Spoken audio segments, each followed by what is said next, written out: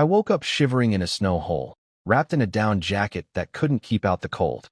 My body temperature had dropped dangerously low, and I had almost nothing left to eat. 7 years ago, an advanced civilization came to Earth and shut down all our technology and resources.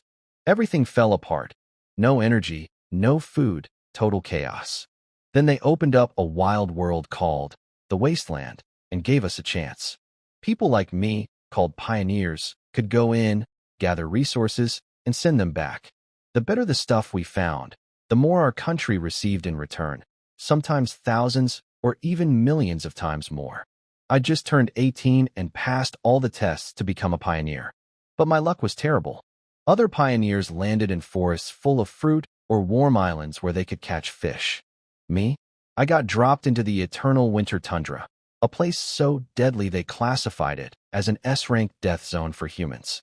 All I had was a down jacket, a metal shovel, and one energy bar from the government starter kit.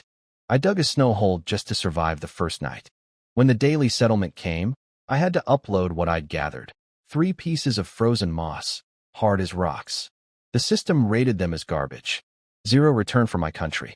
On the ranking board, the top pioneers were sending back monster meat and rare herbs, earning glory for their nations. I scrolled all the way down to find my name. Rank 9,981 out of about 10,000. Because of me, our country's overall ranking had dropped, and the winters back home got 5% worse. I couldn't even kill myself to escape. The system warned that suicide would cost our country future pioneer slots. Back on Earth, people argued about us in chat rooms. Some defended the low-ranked pioneers, saying our environments were brutal. Others called us cowards and weaklings. They didn't know that on my very first night, a freezing storm had destroyed my legs. I could barely walk. In snow up to my knees, finding even frozen moss was a miracle. I chewed my last piece of that bitter, foul-tasting moss and swallowed it down. Outside, the wind screamed like ghosts. My eyelids grew heavy. I knew what was happening. My body was shutting down from the cold. Once I fell asleep, I'd never wake up. I didn't want to die. I didn't want to be remembered as the man who dragged his country down. If only I'd been given somewhere even slightly better. Then, right at the edge of darkness, I heard it. A sharp, clear chime inside my head, completely different from the cold mechanical voice of the national system. This sound had a strange rhythm to it, almost alive. My eyes snapped open. Golden words floated across my vision. A hidden ability had awakened inside me. They called it the Daily Intelligence System. It wasn't the blue screen from the advanced civilization. These were warm, gold-colored letters that moved with my eyes. The first message told me that 80 meters from my snow hole, there was a shelter left behind by a previous survivor. Inside it, fire-starting tools, 3 blocks of high-energy coal, and dried meat. My heart exploded with hope. I didn't care where this power came from. A drowning man doesn't question the rope. He grabs it. I bit down hard, dragged myself out of the hole with my shovel, and crawled through the blizzard. Ice and wind cut my face like knives, but I couldn't feel anything except the fire burning inside me. 80 meters of frozen hell, clawing forward on hands and knees. The golden arrow in my vision stopped and pointed straight down. Right here. I knelt in the snow, raised my shovel with everything I had left, and slammed it down. Once, twice, 3 times. The impact split my palms open, and the hard-packed ice cracked apart. Open. For me. I slammed the shovel down and cracked through the frozen ground. Inside, I found a leather pack covered in frost. My hands were shaking so badly I could barely undo the straps, but when I opened it, I wanted to cry. Fire-starting tools soaked in oil, 3 fist-sized chunks of black, shiny coal, and a piece of dried meat with strange silver lines running through it. Nothing fancy, no special effects, just the stuff that would keep me alive. I crouched down, shielded the wind with my body, and struck the flint. The spark caught the tinder instantly. Then something amazing happened. The black coal touched the flame and burst into blue fire. 10 seconds later, a wave of heat blasted outward so strong that even the freezing wind backed off. I actually started sweating through my jacket. Back on Earth, you'd need a whole furnace of coal to get that kind of heat. Here, 1 fist-sized piece did the job. If this stuff could be sent back to our country, even at 100 times return, it could solve an entire neighborhood's energy crisis. Once I warmed up, the hunger hit me like a truck. I bit into the dried meat. It was rock hard at first, but it melted in my mouth and sent a warm current flowing through my whole body. My satiety shot up from 0 to 45. Then a message appeared. This high-quality food had permanently strengthened my body and even raised my stamina limit. The feeling came back to my legs. The frostbite on my hands started healing. I could move again. That Silver Star-rated meat had basically brought me back from the dead. I wrapped the leftover meat carefully and crawled back to my snow hole. I was alive. Meanwhile, back on Earth, 2 officers from the Special Action Bureau showed up at my parents' apartment in H-City. They brought boxes of supplies, electricity cards, canned meat, fruit, even antibiotics. In a city running on power rationing during a brutal winter, that stuff was worth a fortune. My mom tried to refuse. She said I was ranked near the bottom and hadn't brought back anything useful for the country. She felt too ashamed to accept it. But the officer raised his voice and told her what the commander had said, that fighting to survive in an impossible situation is itself a kind of greatness, and the country would never let a hero's family go cold and hungry while he bled on the front line. He told my parents that the eternal winter tundra was one of the deadliest zones in the entire wasteland, and that I was the only pioneer from our country still alive in that region. My parents had been too afraid to watch the live streams. They only knew my rank was low. They had no idea I was surviving in hell. That just staying alive was already a miracle. As the officers left, the younger one asked his captain if I could make it through the night. The captain pulled his hat low and sighed. It was my 4th day in the tundra. They called it Death's Harvest Day.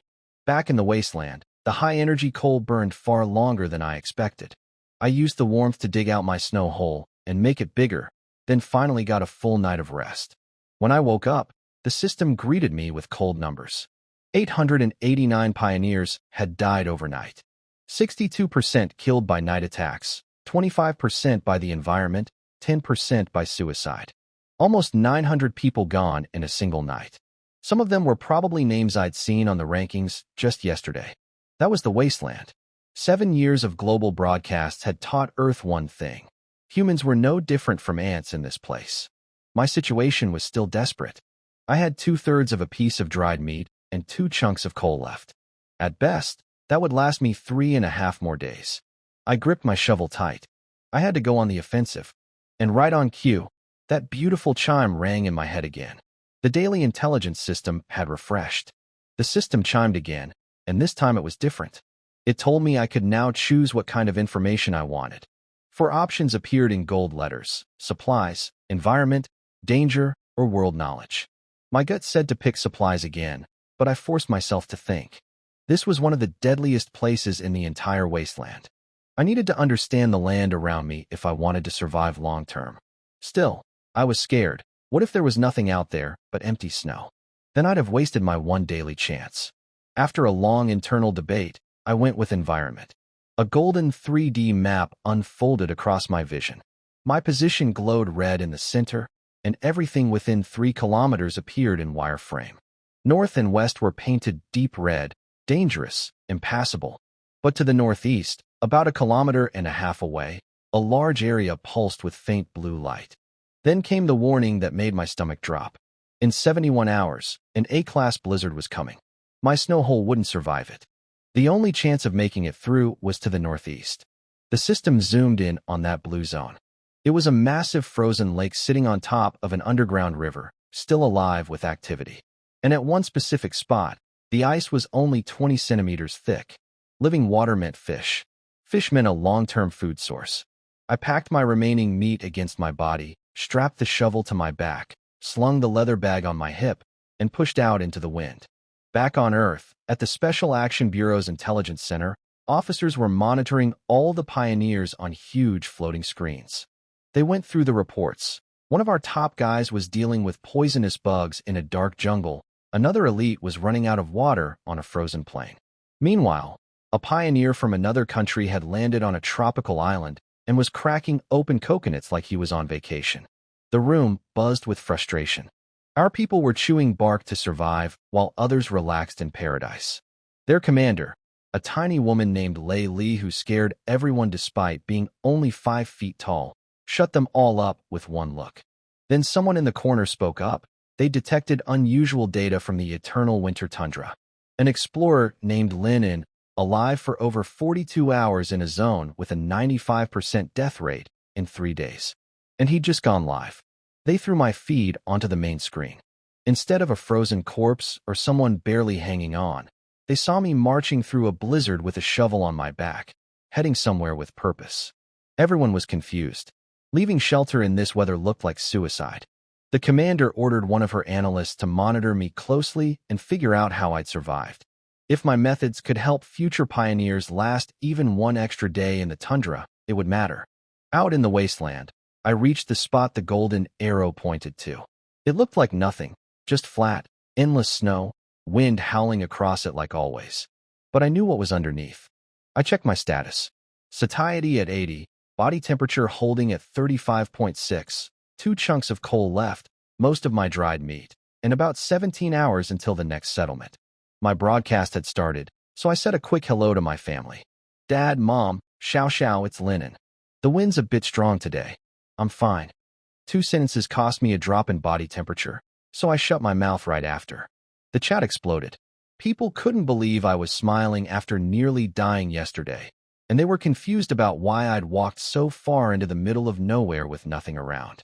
I rested for a moment, then turned toward that flat stretch of snow. I pulled out my shovel and locked my eyes on the weak point glowing in my vision. The intelligence wouldn't lie to me. This spot right here was my lifeline. Every swing of the shovel sent pain shooting through my hands. The ice was hard as granite in the negative 40-degree cold. My satiety was crashing, and the system warned me I was burning calories 5 times faster than resting. The warmth was draining out of me like sand through an hourglass. People in my live stream were telling me to give up. They said the ice on the eternal winter tundra was too thick, that I'd need a drilling machine to get through it. They called me a foolish kid and begged me to go back to my hole. Back home, my mom was crying silently. My dad was gripping the couch so hard he left marks. My little sister Xiao couldn't see the screen but kept cheering me on anyway. At the Special Action Bureau, the analyst Sue Wan was watching my body readings drop off a cliff. She calculated that the ice should be at least a meter thick. She almost said the word, death, but stopped herself. My arms went numb. For 1 second, even I doubted myself. The ice was so thick it felt hopeless. But I bit my tongue, tasted blood, and kept going. I had to trust the system. If I stopped, the sweat would freeze on my body and steal whatever heat I had left. That would be the real end. The people mocking me in the chat went quiet. Even the harshest ones had to admit there was something about my stubbornness that got to them. Then the clouds cracked open. A thin beam of sunlight hit the snow right where I was standing. The ice shattered. Black lake water shot up from the pressure difference and splashed my face. Freezing cold, but I threw my head back and laughed like a madman. I'd broken through. I almost fell in, but I scrambled back just in time. The chat exploded. People couldn't believe it. Some said I was a human drilling machine. Others said I was lucky the ice wasn't too thick. Then someone asked the real question. How was I going to catch fish with no rod, no net, not even a piece of string? That shut everyone up fast. My parents had barely started celebrating before they realized the same thing. My dad slapped his forehead and wished he'd sent me his old fishing gear. My sister quietly reminded them that pioneers could only bring 3 basic items. But I wasn't worried. I knew something they didn't. When the ice breaks open, oxygen rushes into the water. Fish that have been suffocating under the ice swarm toward the hole to breathe. All I had to do was wait. A few minutes later, dark shapes rose to the surface. I held still, watching, waiting for the perfect moment. When a black fish drifted right above my shovel, I flexed every muscle in my arms and scooped it straight out of the water onto the ice. It was an iron-scale black fish, about the length of my forearm, covered in scales hard as metal. Common in wasteland rivers and lakes, tough meat, bad taste. But out here, it was life-saving protein. The chat went wild again. People were amazed I'd used my shovel as a fishing tool.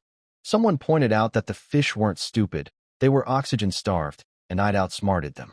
But catching the fish cost me everything I had. My satiety had crashed to 5 out of 120. My vision was going black. I pulled out my last piece of Silver Star dried meat, the one I'd been keeping warm against my body, and tore off a strip. That caused its own storm online. People noticed the silver glow on the meat. A retired pioneer named Wu Jing sent a special message confirming it was Silver Star-grade food and praised my courage, strength, and luck. Then some guy from another country posted an angry comment saying I was wasting strategic-level resources by eating them instead of uploading them to my nation. That set off a firestorm. My countrymen told him to shut up and get lost. I found it. I needed it to survive, and nobody was going to tell me otherwise. The meat warmed me from the inside out. My satiety jumped back up and my stamina cap increased again. Feeling returned to my frozen limbs.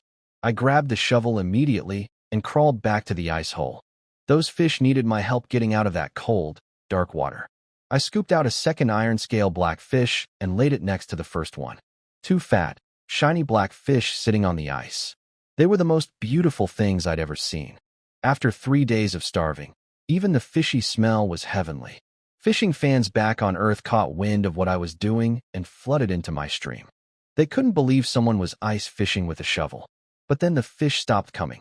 Half an hour passed with nothing. The dark water went still as a mirror. The oxygen effect had worn off. The fish had taken their breath and swum away. People in the chat told me to call it quits. 3 fish was already a miracle. Don't be greedy. I decided to wait just a little longer. The cold crept through the ice into my knees and my fingers started going stiff again. I was about to give up and leave.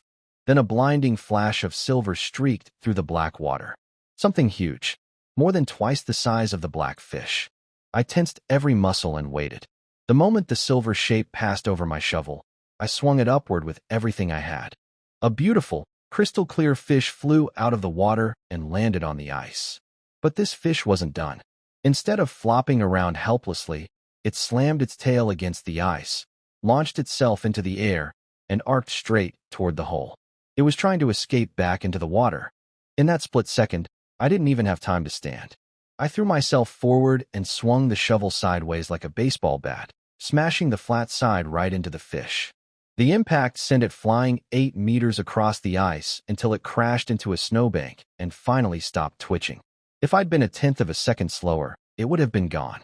It was half a meter long, pure silver from head to tail, scales shining like polished metal. The system told me it was an ice silver pillar fish, a rare species from the bottom of frozen lakes. Eating it would greatly increase cold resistance. Cold resistance. Exactly what I needed most. The chat went insane. People were screaming about how close the fish came to escaping, calling my shovel swing a stroke of genius. They started imagining what I could do with an actual fishing net or rod. I'd dominate this entire lake. The troll from earlier, the one who'd yelled at me for eating Silver Star food, was called out by the crowd. He muttered something about it being luck. Everyone told him to shut up. Back home, my dad jumped off the couch slapping his leg, shouting that I'd inherited his fishing talent. My mom laughed through her tears and reminded him about the time he spent a whole day fishing and came home with nothing but an old shoe. In the corner, my little sister Xiao Xiao couldn't see any of it, but she could hear our parents bickering and joking for the first time since I'd left. She hugged her doll and silently prayed for me to come home in 26 days, whispering that she'd be okay never seeing again if it meant I'd make it back. Before my body temperature dropped too far, I spotted another silver flash in the water. This time I was ready. I scooped it out and smacked it 3 times before it could even think about jumping. A second rare fish secured. I wanted to keep going, but I forced myself to stop. Even if I caught more, I couldn't carry them in this weather, and leaving fish out here would attract predators. I tied all 5 fish together with the cord from my jacket, covered the hole with snow, and headed back. The return trip was brutal. The wind had shifted and was blowing straight into my face. 5 fish weighing less than 20 pounds felt like 1,000. I made it back to the snow hole just before my temperature hit the danger line. I crawled inside, sealed the entrance with snow blocks, and left only a small breathing hole. After catching my breath, I pulled out one of my coal blocks. Last night, I'd burned a whole piece and nearly roasted myself in the tiny space. This time I was smarter. I split the coal into 4 pieces. I only needed to keep the temperature above freezing, not turn the place into a sauna. This way, my fuel could last 7 or 8 more days. The familiar blue flame flickered to life, and warmth slowly filled my little cave. I looked at my 5 fish lined up on the ground and smiled. I sat by the blue flame and started cooking one of the silver fish. After it thawed a bit, I cut it open, cleaned out the guts, and laid it on my shovel over the fire. The pale meat slowly turned into something beautiful, half-transparent, like jelly, sizzling against the metal. Then the other silver fish woke up. It slammed its tail on the ground, launched itself at my face with a mouth full of tiny razor teeth. If it had connected, it would have torn a chunk right out of my cheek. But I'd learned to never let my guard down in this world. I leaned back, flipped the shovel around, and smacked it right on the head. Then I brought the blade down and took the head clean off. The mouth was still opening and closing on the ground.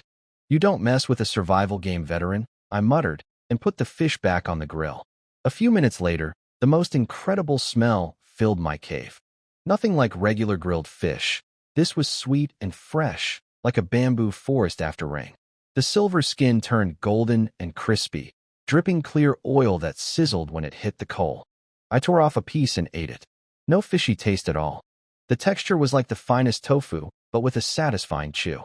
When I swallowed, it was like a gentle fire spreading through my whole body, pushing the cold out of my bones. My satiety shot up, my stamina cap rose again, and best of all, my cold resistance jumped to 23%. I could actually feel the difference. The air didn't bite as hard anymore. Before, even sitting by the fire, my back was always freezing. Now the cold felt bearable. I ate every last bit, even crunched through the bones. The system confirmed I'd gained a permanent buff, basic cold resistance. I crawled to the entrance and stuck my hand out into the wind. My body heat was draining 20% slower than before. For a place like this, that was huge. I thought about my parents and Xiao Xiao. If they could eat this fish, they wouldn't have to freeze anymore either. When the daily settlement timer hit 5 minutes, I was ready. I still had the other silver fish, the one I'd beheaded. I pressed my hand on it and uploaded it. The system scanned it and rated it C rank, rare. Then it flagged it as a brand new species never uploaded before. Numbers started spinning on my screen, 10 times, 100, 1,000, until they stopped on a number that knocked the air out of me. 10,000 times multiplier. Critical hit bonus. My country just received 10,000 ice silver pillar fish, delivered straight to a government cold storage facility. Before I could even process that, a second reward popped up. Because I'd uploaded a new species for the first time, I'd earned a special prize, a survival blind box. 3 glowing crates appeared in my vision. White for basic supplies, dropped within 500 meters with exact coordinates. Safe, easy to find, but nothing game-changing. Blue for advanced gear like warm clothing and medicine, dropped within a kilometer with a smoke signal, moderate risk, good reward. Gold for legendary items like vehicles or weapons, dropped randomly within 3 kilometers with no marker, nearly impossible to find in a frozen wasteland. Meanwhile, back on Earth, things weren't great for my family. My uncle Lin Jianjun and his wife were running out of food. Their 5-year-old son was screaming from hunger. My aunt figured out that the government had sent my parents emergency supplies because of my situation, and she convinced my uncle to go ask for some. He didn't want to. He felt ashamed, but his starving kid left him no choice. They bundled up the whole family and headed to my parents' door. Back in my cave, I stared at those 3 boxes. The smart choice was white, guaranteed supplies, 0 risk. Blue was tempting, but gold. 3 kilometers in the eternal winter tundra would kill most pioneers. You'd freeze to death before you found anything in that vast emptiness. I glanced at the golden text floating on my vision. My intelligence system. Right. I wasn't a normal pioneer. I had a cheat code. The bigger the wave, the bigger the catch. The higher the risk, the higher the reward. I'll take the legendary box. The legendary blind box was deployed somewhere within 3 kilometers. I forced myself not to rush out looking for it right away. Instead, I checked the daily rankings. I scrolled down the list and found my name, number 98. I laughed out loud in my little snow cave. One fish. One single rare fish had launched me from dead last all the way into the top 100. The top spots were still held by lucky pioneers who'd landed in rich, warm places. But I was right there on the board now. And that mattered, because the higher your rank, the better your family was treated back home. My sister Xiao Xiao had an eye condition. Maybe with a higher ranking, she could get special resources for treatment. The system confirmed it. Stay in the top 100 next month. and I'd earn a basic body enhancement fluid to boost my overall fitness. Beyond that, if I survived 3 months, I'd enter the Survivor Grand Rankings with all the veterans from the first 7 batches. The rewards there were on a whole different level. I checked my stats. Satiety was full at 160. Temperature stable. I had the cold resistance buff, 2 chunks of coal, fire tools, and 2 blackfish left. Not bad at all compared to a few days ago when I was chewing frozen moss and waiting to die. I closed the stream and fell asleep instantly, dreaming about tomorrow's blind box hunt. While I slept, my viewer count exploded past 10,000. People had noticed an unknown fish push someone into the top 100 and wanted to know more. At the Special Action Bureau, Commander Lei Li was reading the daily report and getting angrier with every line. Other countries' pioneers had stumbled into orange groves and ginseng patches. Easy pickings in warm climates with ridiculous multipliers. Meanwhile, most of our pioneers were stuck in barren frozen wastelands where finding clean water was a struggle. That was the brutal truth behind our country's low ranking. Our society was holding together on old grain reserves and careful rationing. Some tiny nations with one top-ranked pioneer were living better than us, even exporting surplus. Then Suwon messaged her. I'd uploaded a rare species and triggered a 10,000 times multiplier. 10,000 ice silver pillar fish delivered to the national cold storage. I was now the 5th pioneer from our country to crack the top 100. Laylee was shocked, but stayed practical. 10,000 fish sounded like a lot, but for a nation of our size, it was a drop in the bucket. The real goal was sustainable production, farming in the wasteland. For now, the priority was keeping me alive. She ordered Suwon to keep monitoring me and send more supplies to my family. Back home, my parents were having dinner. A few potatoes my mom had turned into 3 dishes and a soup, thanks to the government supply boxes. Xiao Xiao asked if I'd have enough to eat after uploading my fish. Dad started bragging about how I'd inherited his fishing skills before Mom shut him up. Then came a knock at the door. Dad guessed right. It was my uncle's family. His wife had seen the supply delivery and figured she could get some. Their little boy was crying about being hungry, loud enough for the whole building to hear. But before my parents could even decide what to do, the neighborhood director showed up and chased my uncle away, scolding him for trying to mooch off a pioneer's family rations. The neighbors piled on too, reminding everyone how my uncle's family had treated us badly before. After they left, the director knocked and told my dad not to be too soft-hearted. She handed over 3,000 yuan in bonus money and said more supplies were coming. She told him I was doing our whole neighborhood proud. The next morning, I woke up in my cave. The system greeted me with its usual cold report. 1,285 pioneers had died overnight. Day 5. The wind was still howling outside my snow hole, but I'd slept better than any night since I arrived. The intelligence system refreshed, and I picked the survival option without hesitation. Golden text appeared with the exact coordinates of the legendary blind box, 2.8 kilometers away, buried 1.5 meters deep under last night's blizzard. I packed up. Shovel, half a grilled fish, jacket zipped tight. Before heading out, I opened my live stream and said good morning. My viewer count had shot up overnight thanks to the 10,000 times upload. People were calling me a legend just for being alive on day 5 in the tundra. When I told them I was going to find the airdrop, the chat panicked. They said visibility was under 10 meters and I was walking to my death. A retired pioneer named Wu Jing told me not to risk everything for a reward. That troll from the other country showed up again, mocking me and calling our pioneers arrogant fools. What nobody knew was that I had exact coordinates. I wasn't searching blind. The trek was brutal. Knee-deep snow, grade 8 winds, every step draining my stamina. But my new cold resistance was making a real difference. The freezing air still stung my face, but my skin seemed to hold heat better now. Yesterday's version of me couldn't have made this trip.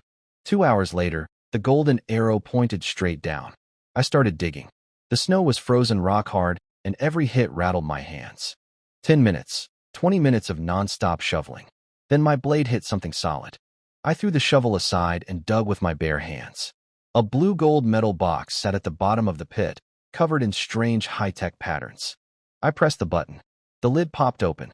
Inside was a set of folded silver-white metal parts. Portable polar snow vehicle. Legendary grade. Made from lightweight memory alloy. Folds down to suitcase size. equipped with a high-efficiency pedal-driven transmission system. Works on any snow or ice terrain. Max load, 300 kilograms. A human-powered snowmobile. In the eternal winter tundra, this was like getting a sports car in the desert. I pulled the parts out, and with a few clicks and stretches, the metal unfolded like magic into a sleek silver sled. Low to the ground, wide ski runners on each side, a comfortable reclined seat in the middle, an extendable cargo rack in the back, and a pair of shiny metal pedals. I sat down, put my feet on the pedals, and gave one push. The gears hummed, the rear track bit into the snow, and the whole thing shot forward across the surface like it was nothing. Smooth, fast, gliding over waist-deep snow as if it were flat road. The chat completely lost it. They'd been expecting to watch me struggle through a blizzard and maybe freeze to death. Instead, they saw me half reclined on a silver machine, legs spinning like a bicycle racer, cruising across the frozen wasteland. Wu Jing broke down the engineering. The reclined position cut wind resistance, the tracks prevented slipping, and the gear system multiplied my leg power. He called it an incredible design. The viewers gave me a new title after that, the fastest man on the eternal tundra, or as they shortened it, Speed King. I hopped on the snow vehicle and raced toward the frozen lake. What used to take hours of painful walking now took 30 minutes. The gears multiplied my leg power, and I was cruising at 20 kilometers an hour across the snow. Even better, I had the cargo rack. I could carry back as many fish as I wanted. When I reached yesterday's fishing spot, I noticed something that made me tense up. Huge claw prints were pressed deep into the snow around the ice hole. Something big had been here, a snow demon bear, judging by the size and spacing. It had smelled the fish and come investigating. I scanned the area but saw nothing nearby, so I got to work. The hole had frozen over again, but since I'd covered it with snow yesterday, it wasn't as thick.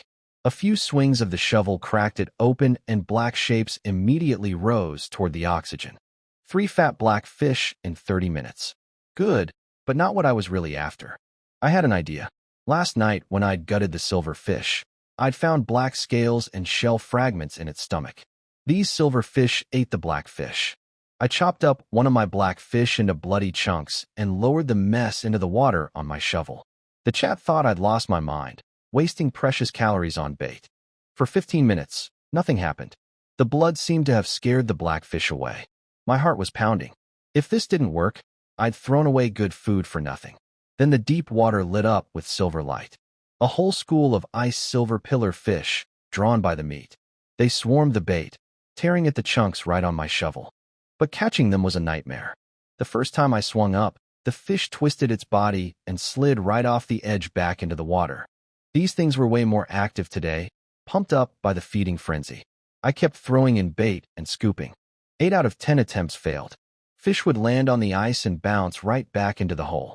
The chat was screaming with frustration, begging for me to have a net instead of a shovel. But the bait was irresistible. The silver fish kept rushing in, one after another.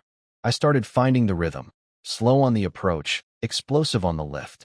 One fish landed and stayed, then a second, then a third. By the time I'd used up all 3 black fish worth of bait, I had 7 silver fish on the ice. The weather warning flashed red. The A-class blizzard was now 52 hours away, and the temperature had dropped to -38. Plus those bear tracks reminded me this place wasn't safe. I packed up 7 silver fish, roughly 40 pounds total, each one worth about 10,000 yuan on Earth's international auction market. If I uploaded them and triggered a high multiplier, we'd be talking tens of millions. But I wasn't going to do that yet. I needed to eat them myself first, keep building my cold resistance. As long as I stayed alive, this lake would be an endless supply point for me and my country. I stacked the fish in the cargo box like firewood.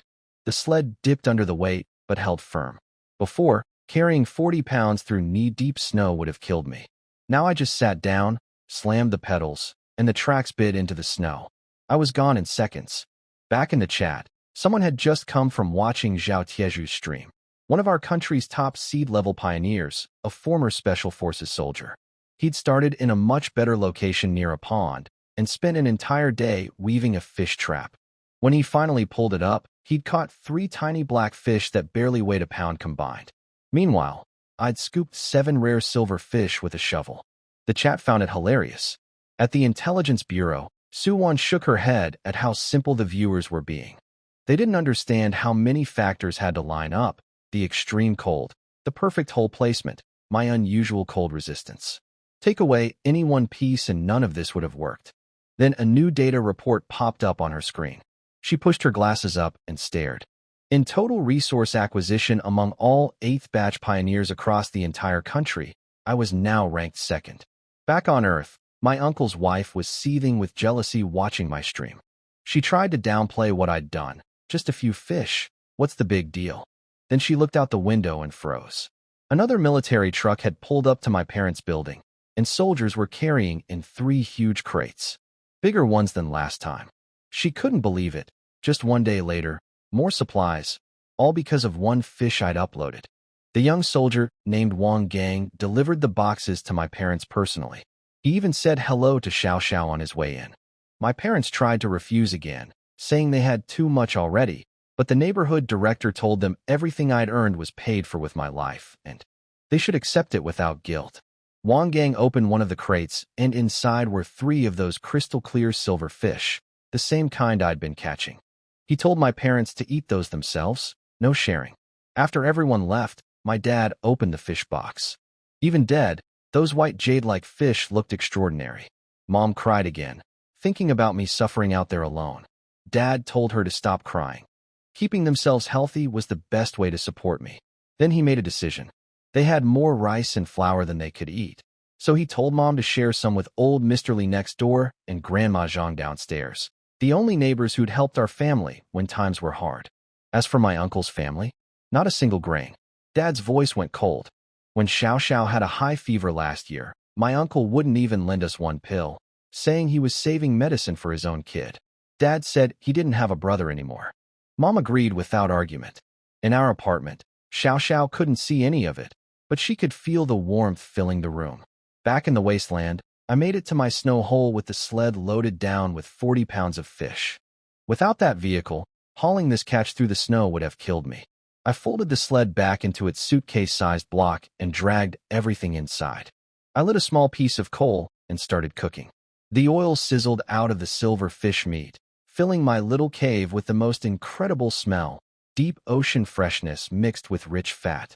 The skin blistered and cracked open to reveal snow-white flesh as delicate as garlic cloves. After days of frozen moss and survival rations, this feast felt like heaven. After eating, I checked my stats and grinned. My cold resistance had jumped to 20%. It seemed like every few fish pushed the number higher. In a place where the temperature could drop without warning, every percentage point could mean the difference between life and death. I didn't waste time relaxing. I grilled the rest of the fish over the coal, cooking each one until it was dry enough to store for days. When the daily upload timer hit 5 minutes, I had to think carefully. Today's haul was huge, and I wanted to send more home. Better uploads meant higher rankings, better rewards for my family, maybe even treatment for Xiao Xiao's eyes. But I had to be realistic. Those bear tracks at the lake meant I couldn't go back anytime soon without knowing the predator's schedule. The A-class blizzard was coming in less than 2 days. I might be stuck in this hole for a while with no way to get more food. These grilled fish might be all I had for the foreseeable future. I couldn't afford to upload everything. I put my hand on one golden brown silver fish. Upload. I uploaded one grilled silver fish. The system rated it C++, rare, and gave 100 times multiplier. Cooked food has a fixed return rate, but the quality score was high. When I checked the rankings, I jumped from 98 to 42, straight into the top 50. The reward for staying there next month would be 5 bottles of body enhancement fluid instead of just 1. I started thinking about what came next. The earliest pioneers, even the small girls among them, were incredibly strong now. They'd been eating monster meat and drinking enhancement fluids for years, constantly evolving through the special energy in wasteland food. Survival of the fittest, literally. If I could hunt a monster beast, I'd get better resources and grow stronger myself. A few days ago, that idea would have been insane. But with my intelligence system, it wasn't impossible anymore. I closed my eyes, feeling hopeful for the first time in a long while. Meanwhile, my stream was blowing up even though I was offline. Foodies from around the world piled into the chat after seeing my grilled fish. People from other countries were drooling. Someone from France said it looked better than top-grade foie gras. A guy from England asked if Silver Star food really made your body warm up with one bite. And someone from another country was quietly asking how much one fish cost. At home, my mom had taken one of the silver fish the soldiers delivered and made a simple stew with just ginger and salt. As it cooked, the meat didn't fall apart. It melted into a rich, milky white broth. The smell drifted through the entire hallway. My dad shared some rice and flour with the two neighbors who'd actually helped our family during hard times. Everyone was grateful, but he refused to give my uncle's family a single grain. When Xiao Xiao sipped the fish soup, a wave of warmth spread through her body. My parents felt it too. Dad said his old leg pain eased up for the first time in years. Mom told him to shut up and keep drinking. Over at my uncle's place, their kid was crying for meat again. My aunt told my uncle to go beg from my parents one more time, but he reminded her of what she'd said when I'd knocked on their door asking for food before. "Can you even pay it back?" she told me. Now she couldn't remember saying it. Back then, they'd avoided our family because Xiao Xiao was sick and used too many resources. Now they were eating the consequences. At the Intelligence Bureau, Su Wan was stunned again. Uploading cooked food meant I'd secured all three pillars of survival: water, fire, and shelter, even in the deadliest zone on the map. She calculated that my progress speed would beat nearly 89% of all pioneers, including those in warm, easy regions.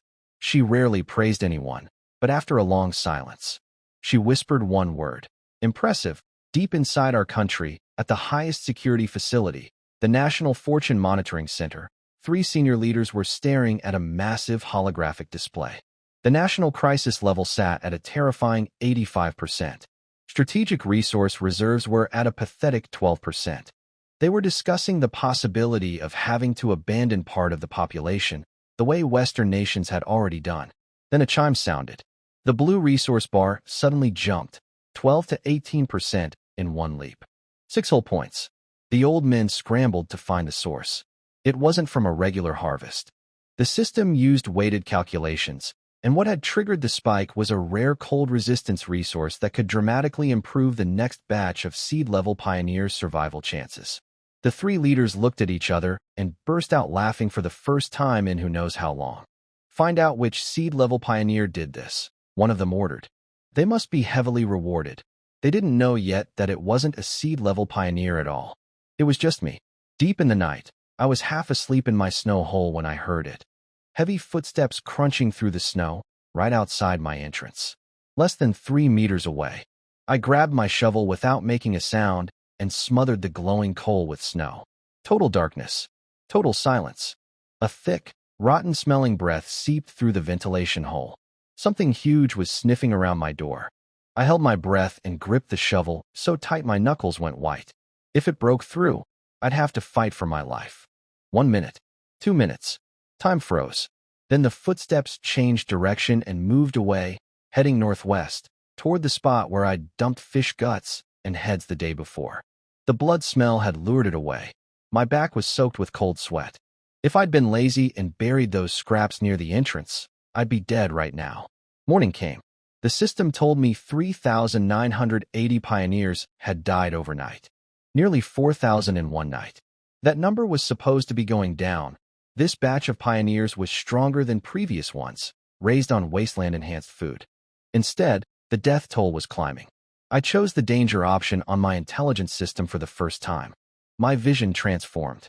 A special filter appeared, like thermal imaging combined with trail tracking, showing me every creature's movement path from the past 7 days. The effect would last 5 days. I looked at my entrance, and my blood ran cold. A sickly green trail circled right outside my snow bricks. 2 dense glowing spots were pressed against the cracks. Something had shoved its face right up to my wall, sniffing. The system identified it as a snow demon wolf. It had been there from 3:20 to 3:45 in the morning. And the label said one chilling thing. Behavior. Marking prey. I'd been marked. Snow demon wolves were pack hunters, smarter and more terrifying than any wolf on Earth. Once they targeted you, you either killed them all or died. I had no real weapon, just a shovel. This shelter was done. Between the wolves and the A-class blizzard coming in less than 2 days, I had to leave. The system kept reminding me that my only chance of surviving was to the northeast. I packed everything onto the snow vehicle, 5 Silver Star grilled fish, my tools, all of it loaded into the metal cargo box. When my stream turned on automatically, 20,000 viewers flooded in. They were shocked to see a box full of gleaming grilled fish, and even more shocked when I said I was abandoning my shelter. The chat begged me to stay, said I was being reckless, but I'd already made up my mind. I climbed onto the sled and rode straight into the blizzard. As I pedaled through the wind, my danger vision picked up something. A faint yellow trail on a slope to my left, diving straight down into the frozen ground. I stopped and read the tag. A tundra giant snow rat, in deep hibernation, had burrowed in 3 days ago to escape the coming blizzard. My mouth watered. I had fish, but in extreme cold, what you really need is red meat and fat. This was my chance. The viewers had no idea what I was doing when I got off the sled and walked toward a patch of empty snow with my shovel raised. They thought I'd lost it. Nothing was there, just snow. I scraped away the surface layer, found the frozen soil underneath, and pried open a chunk the size of a basketball. Warm, musky air drifted up from the dark hole. I leaned in and looked. Down in the burrow, a massive white ball of fur was curled up tight, its thick coat rising and falling with slow, sleeping breaths. A tundra giant snow rat. This thing was nothing like the rats back on Earth. 1/2 meter long, muscles bulging everywhere, 2 front teeth the color of dirty metal and sharp as chisels. Even asleep, its claws looked like steel hooks. The chat was screaming at me to be careful. Apparently this creature could bite through a grown man's finger, and even snow demon wolves avoided picking fights with it. Cold air rushed into the hole, and the rat twitched. Its little green eyes cracked open, confused and angry. It bared those dagger teeth and let out a low screech. I didn't give it a chance. While its nerves were still sluggish from the cold, I raised the shovel high, twisted my whole body into it, and brought the sharpest edge down on the top of its skull. One hit. It collapsed without even a cry. I grabbed it by the scruff and hauled it out. The thing weighed at least 20 pounds, like picking up a bag of oil. Its belly was packed with winter fat. The chat went crazy, calling it a walking block of premium pork belly. Someone said the calories in this one animal equaled 30 pounds of lean meat. Others pointed out that its fur, called silver frost down, was waterproof and windproof, perfect for making gloves or knee pads. Then I reached back into the burrow and pulled out its food stash. 7 thumb-sized blue berries, still firm and glowing even after being buried in frozen soil. Ice blue berries, loaded with vitamins and energy, worth more than gold in a frozen wasteland. Not every snow rat hoards this much. I got lucky, but I also wouldn't have found any of it without my danger vision showing me the trail. I tossed the rat and berries into the cargo box and kept moving. Back at the Intelligence Bureau, Suwon briefed the team on my latest finds. Everyone was baffled. The eternal winter tundra was supposed to be a dead zone, yet I kept pulling out fish, fruit, and meat while their carefully selected elite pioneers were still struggling. The higher-ups were asking pointed questions. If I'd been chosen as a seed-level pioneer from the start, would the country be in a better position right now? Suwon offered her theory. She believed I might have awakened a special ability, something like a sixth sense. A few legendary pioneers in other countries had shown similar traits, an uncanny instinct for finding resources and avoiding death. The most famous was the top-ranked pioneer from another nation who seemed impossibly lucky at every turn. Commander Lei Li's eyes lit up. If I had a sixth sense, everything made sense. Our country had once had a pioneer like that too, but he died trying to rescue a teammate. She gave the order. Upgrade me to seed-level pioneer status immediately. Move my family to the capital's core district with top-tier support. And if I proved I could survive long-term, consider promoting me to Apocalypse Bearer, a special designation allowed by the Advanced Civilizations rules. Only one per country, per batch. Nobody knew exactly what it did yet, but every expert believed it would be critically important for whatever came next. On Earth, my promotion to seed level made my stream visible to millions more people. International media picked up my story with dramatic headlines about racing against death in a frozen wasteland. I didn't know any of that. I was pedaling through the blizzard, scanning the world through my golden danger vision. And what I saw made my scalp tingle. The tundra that looked like empty white nothing to everyone else. Through my eyes, It was absolutely teeming with life. Every few hundred meters, my danger vision lit up with yellow trails diving underground. Snow rats, ice foxes, thunder chickens. I counted at least 20 hidden animal dens in half a day of traveling.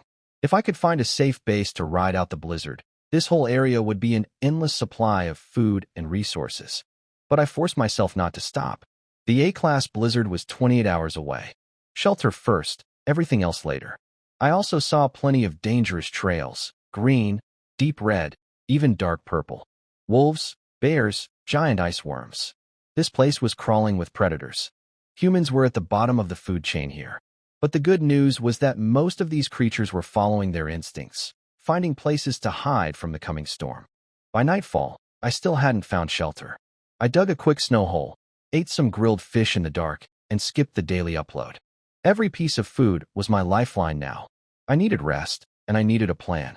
Back on Earth, my family got a surprise visit. Wang Gang showed up with armed soldiers and told my parents I'd been promoted to seed-level pioneer. The government wanted to move them to the capital district, where they'd get top-tier support. My dad hesitated. He didn't want to be a burden, and he'd lived in that apartment for decades. Then Wang Gang played his trump card. Only the capital's best medical facilities could heal Xiao Xiao's eyes. My parents agreed immediately. That was my dream, too. The whole neighborhood watched in shock as my family was escorted into an armored military SUV. My uncle and his wife stood in a corner, faces white with regret. Next morning, I crawled out into even worse conditions. Visibility under 10 meters. Temperature at -40. I chose environment on my intelligence system. The map spread out huge this time. 10 kilometers in every direction, thanks to having the vehicle. And there were 2 shelter markers. Option A, an abandoned bear cave, 5 kilometers to the left. About -20 inside, cramped, no resources. Rating D. Option B, a thermal cave, 15 kilometers to the right. Semi-underground, constant temperature between 0 and 5 degrees, massive space, its own water source, more details pending exploration. Rating A. 3 seconds of thought. The bear cave was safe and close. The thermal cave was incredible, but dangerously far. 15 kilometers in this weather, even with the sled, would push me to my absolute limit. If I didn't make it, I was dead. I turned right. Short-term safety wasn't worth long-term survival. That thermal cave could change everything. The viewers flooded in when my stream went live. Someone had done the math. My total resource stockpile ranked in the global top 10 among all 8th batch pioneers, despite being in the worst environment of anyone. They begged me to survive. At the Intelligence Bureau, Lei Li and Su Wan sat staring at my feed in silence. The whole command hall was quiet. They were waiting to see a hill, a rock formation, anything that could be shelter. Minutes passed. 20, 40, nothing but endless white. Su Wan, who'd lost both parents to the wasteland and had spent her life trying to beat it with data, started to doubt. Could any human really overcome this? Even someone like me? The wind shifted to a direct headwind. Despite pedaling with everything I had, the sled barely moved. It was like pushing through cement. The viewers could see me slowing down, freezing up, going nowhere. The system flashed warnings. 12 kilometers still to go. 5 hours until the blizzard hit full force. Temperature, -50. My blood felt like it was turning to ice. Frost sealed my eyebrows shut. My energy was almost gone. I let go of one handlebar and reached into my jacket. I pulled out a Silver Star grilled fish, my emergency reserves. The food I'd been saving for the worst moment. This was that moment. I bit into the first fish and swallowed it in a few bites. Then the second. Then the third. The heat from 3 fish exploded inside me like a volcano. My frozen purple skin turned red, and actual steam rose off my body. The system announced I'd broken through a genetic lock. Under extreme cold pressure combined with enough high-quality food, I'd unlocked mid-level cold resistance. It felt like wearing invisible armor made of lava. The cold didn't disappear, but it couldn't reach me the way it used to. I screamed and slammed my feet down on the pedals. The sled roared back to life and ripped through the headwind that had nearly stopped me dead. Then I looked back. One glance was enough to make my skin crawl. A few kilometers behind me, where the sky met the ground, a white wall hundreds of meters tall was rolling toward me in absolute silence. It connected heaven and earth like a tidal wave made of ice and wind, flattening everything in its path. The A-class blizzard had arrived, and it was chasing me. Back on Earth, tens of thousands of viewers went completely silent. No jokes, no arguments, no commentary. This wasn't a movie where the hero always survives at the last second. Pioneers actually died. Screens actually went black forever. Everyone just clenched their fists and prayed. At the Intelligence Bureau, Sue Wan's face went white. She pulled up the data. This blizzard would drop temperatures to -65. She listed what weaker storms had done to other pioneers. A C-class cold rain had cost one country's best pioneer his limbs. A B-class sandstorm had killed 3 Special Forces veterans, leaving nothing behind. And I was facing an A-class. Survival probability, basically 0. Commander Laylee slammed her small hand on the desk so hard the water glass shook. She refused to accept it. She'd seen me upgrade my body just moments ago. Mid-level cold resistance. If I found even a shallow cave, I could make it. She leaned forward over the table and whispered through gritted teeth, "Hold on." My world shrank to 2 things, my heartbeat and the death closing in behind me. 10 minutes until impact. Then I saw it. A massive rock formation breaking the wind ahead, and at its base, a crack in the stone with a faint orange glow leaking out. Geothermal heat. A way to live. The chat erupted. People screamed at their screens for me to go faster. I roared and poured every drop of energy into my legs. The sled's chain screamed for the first time, a sound I'd never heard before. 400 meters. 300. The white wall caught up. The pressure difference hit my back like a giant hand shoving me forward. The sled and I were practically airborne. 100 meters. I wrenched the handlebars, and the sled shot into the crack like a silver bullet. I crashed. The sled tipped sideways. I crawled out, gasping, shaking, alive. The legendary sled. The intelligence system. Mid-level cold resistance. If I'd been missing any single one of those 3 things, I'd be a frozen corpse right now. One wrong step at any point in the last week, and I was dead. This was a hell mode start, and there was 0 room for error. Outside, the A-class blizzard slammed into the rock with a sound like the world ending.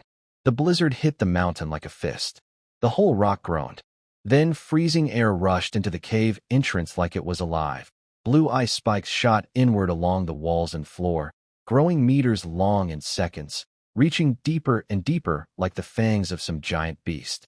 They only stopped when they met the geothermal heat rising from below. The ice froze in place, forming a terrifying but beautiful wall of jagged crystal across the entrance. The door was sealed. I was locked inside, but I was alive.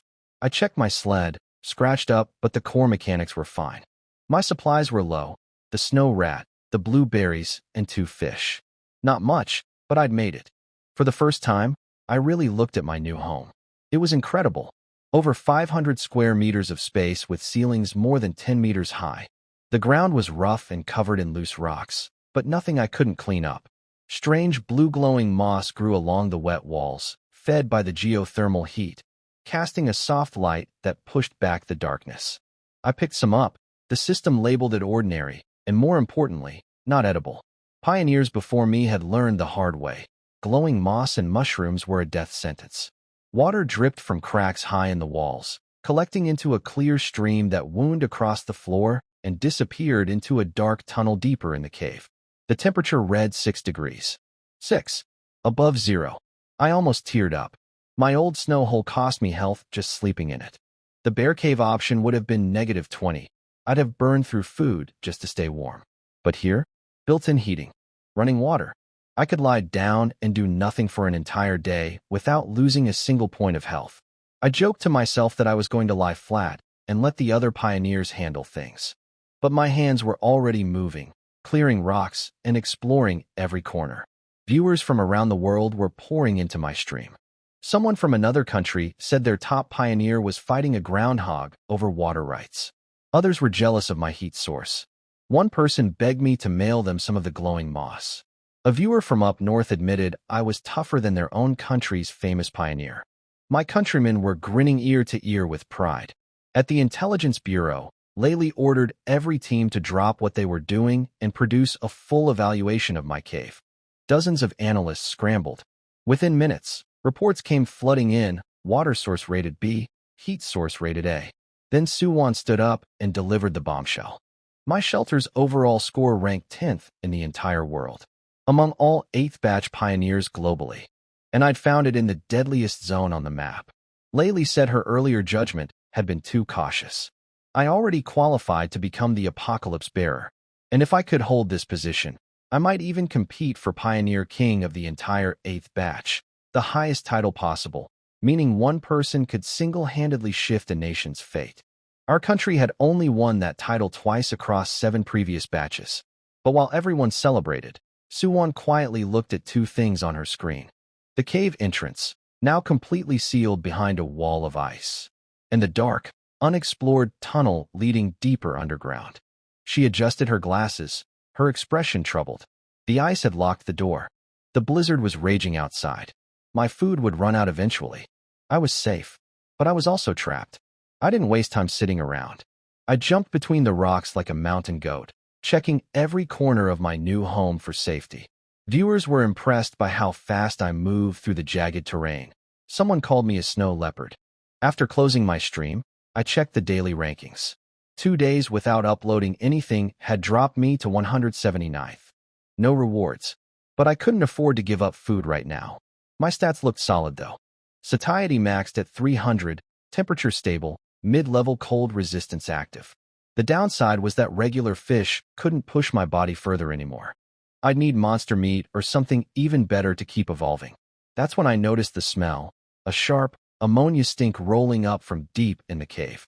I activated my danger vision and looked up at the ceiling. The place was covered in faint red trails. Thousands of them. Dark cavern demon bats. Second-tier monsters. They'd been roosting here and had gone into hibernation about 20 days ago. I'd noticed them when I first entered, but I had no choice then. The good news, only one species, all asleep. The bad news, if they woke up, thousands of blood-sucking flying monsters would turn me into a dried husk. And I didn't even have a real weapon. The air currents told me the cave system below was enormous. Multiple branching tunnels, some ventilated, some sealed, and filled with bad droppings. Those droppings were actually valuable as fertilizer and could even be processed into explosives. But that was a problem for later. I retreated to the front of the cave where the air was cleaner and got some sleep. Next morning, the storm was still raging. Nearly 5,000 pioneers had died overnight. I stretched out on the warm ground and couldn't help smiling. Geothermal heating was the greatest luxury I'd experienced since arriving. I chose environment on my intelligence system, wanting to map what was beneath me. The golden hologram that appeared was staggering, a massive underground cross-section showing countless branching tunnels, like a giant ant colony. Bat caves, underground rivers, magma pools, all laid out below my feet. But what froze me in place was something at the very bottom. 2.5 kilometers down, a glowing purple inverted pyramid icon pulsed in the darkness. The system said I'd triggered a world secret, a ruined temple called the Wind and Snow Shrine. And it suggested I go there. It might grant supernatural abilities. Supernatural abilities. I'd never heard of such a thing. The strongest pioneers had evolved their bodies to incredible levels, matching third-tier monsters in raw power. But actual supernatural powers? That was new. I had to go. In a place like the eternal winter tundra, strength was the only thing that kept you alive.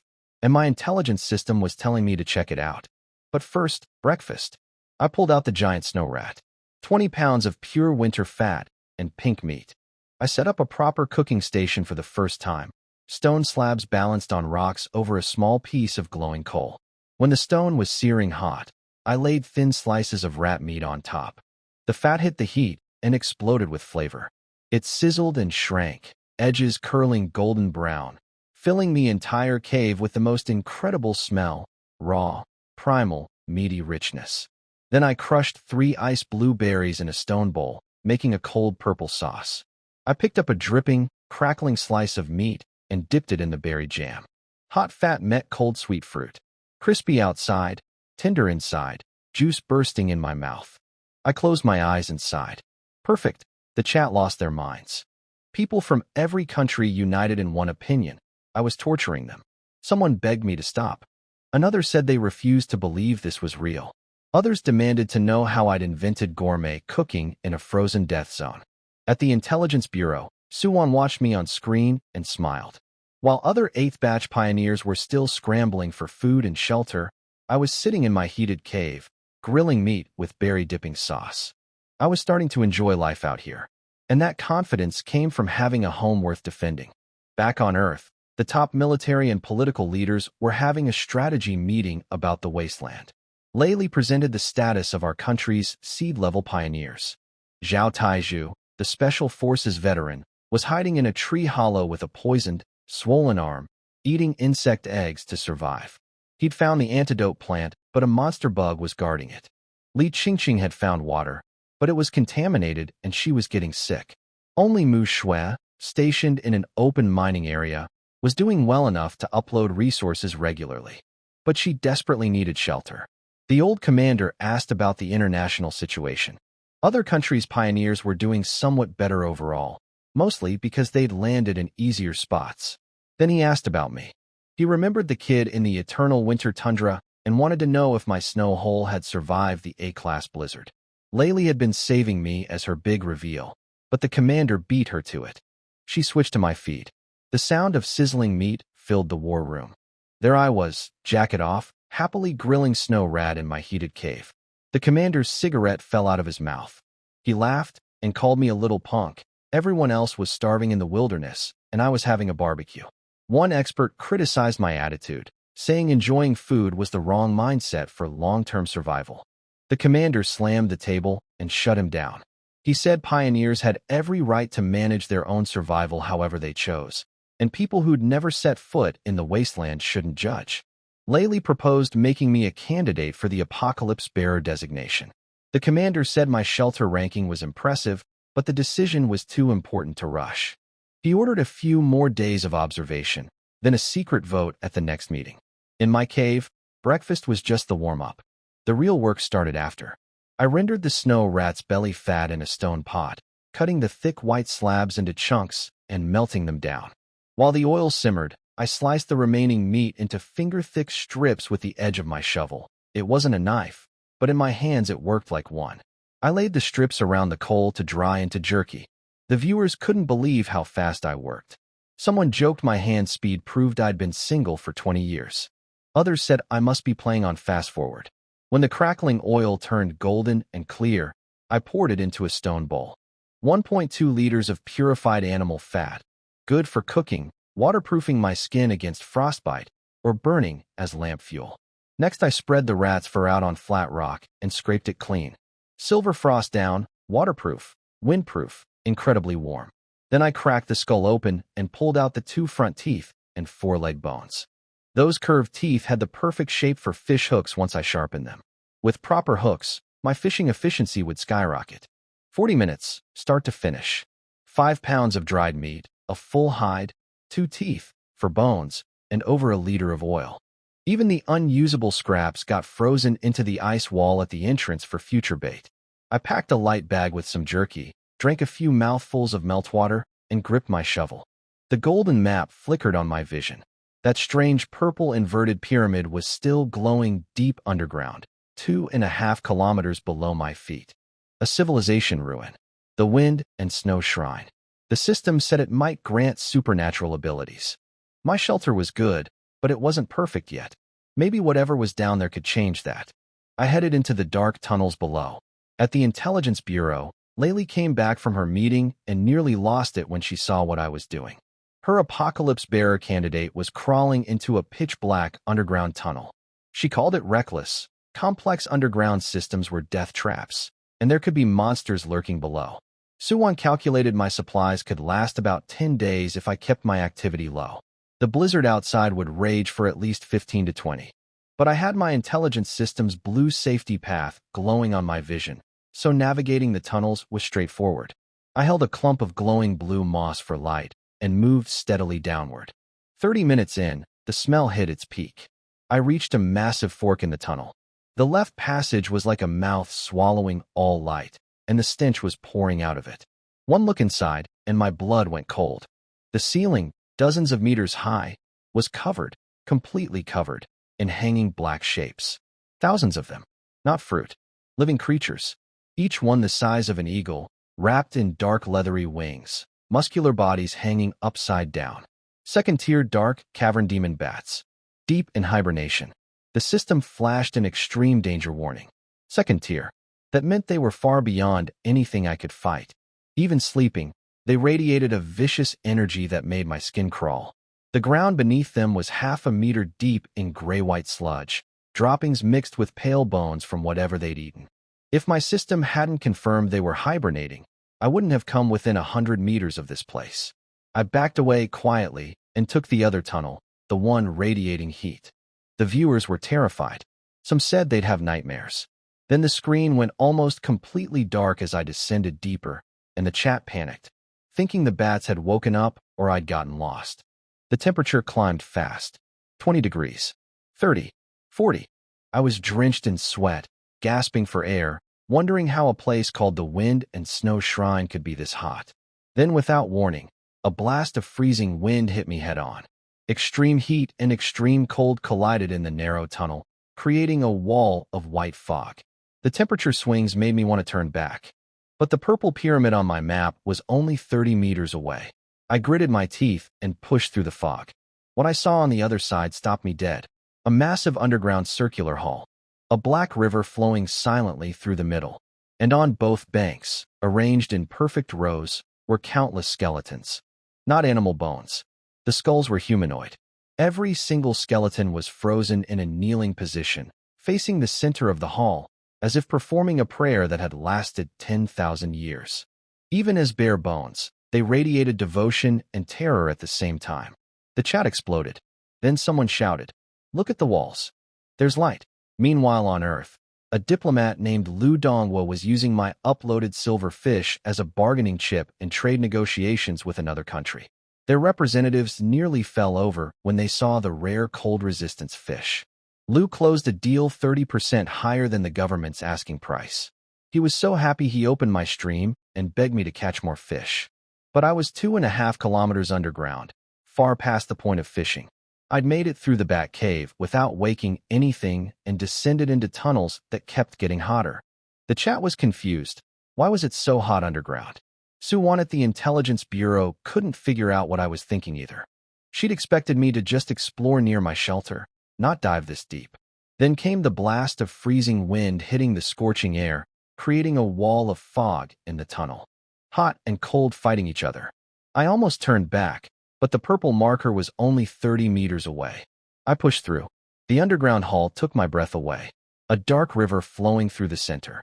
And on both sides, rows upon rows of humanoid skeletons, all frozen in kneeling positions, all facing the center of the room.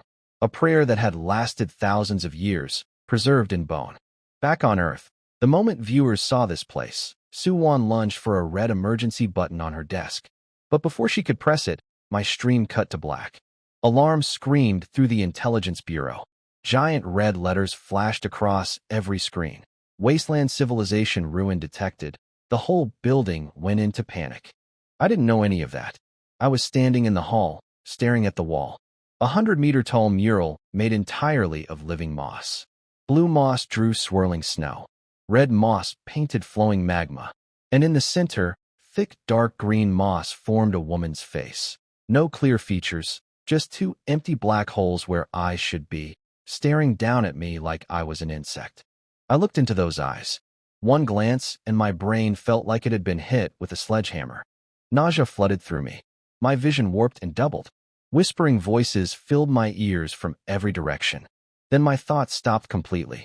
I started walking toward the mural. I couldn't control my body. My eyes were bloodshot, veins ready to burst. My consciousness was pulled into an empty, frozen wasteland inside my own mind. An ancient, cold female voice, dripping with amusement, thundered through my soul. "You stand before a god. Why do you not kneel?" Crushing pressure slammed down on every bone in my body. My knees felt like they were about to shatter. The weight was trying to force me to the ground. But the pressure also snapped my mind back online. Thoughts rushed in. Everything I'd learned about the wasteland, the theories from Earth scientists, the training exams, the footage of pioneers dying in mysterious ways, The incredible power of top-ranked veterans who could tear monsters apart with their hands. This place was beyond science. Something real was speaking to me. Something was watching me.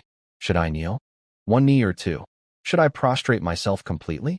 Would refusing make this thing kill me? 1,000 thoughts crashed together, and in the end, only one screamed loud enough to hear. System, save me. Back on Earth, the whole world was losing its mind. The image of me standing among bones, staring up at the moss mural, went viral on every platform. Experts rushed into the Intelligence Bureau, biologists, archaeologists, ancient language specialists.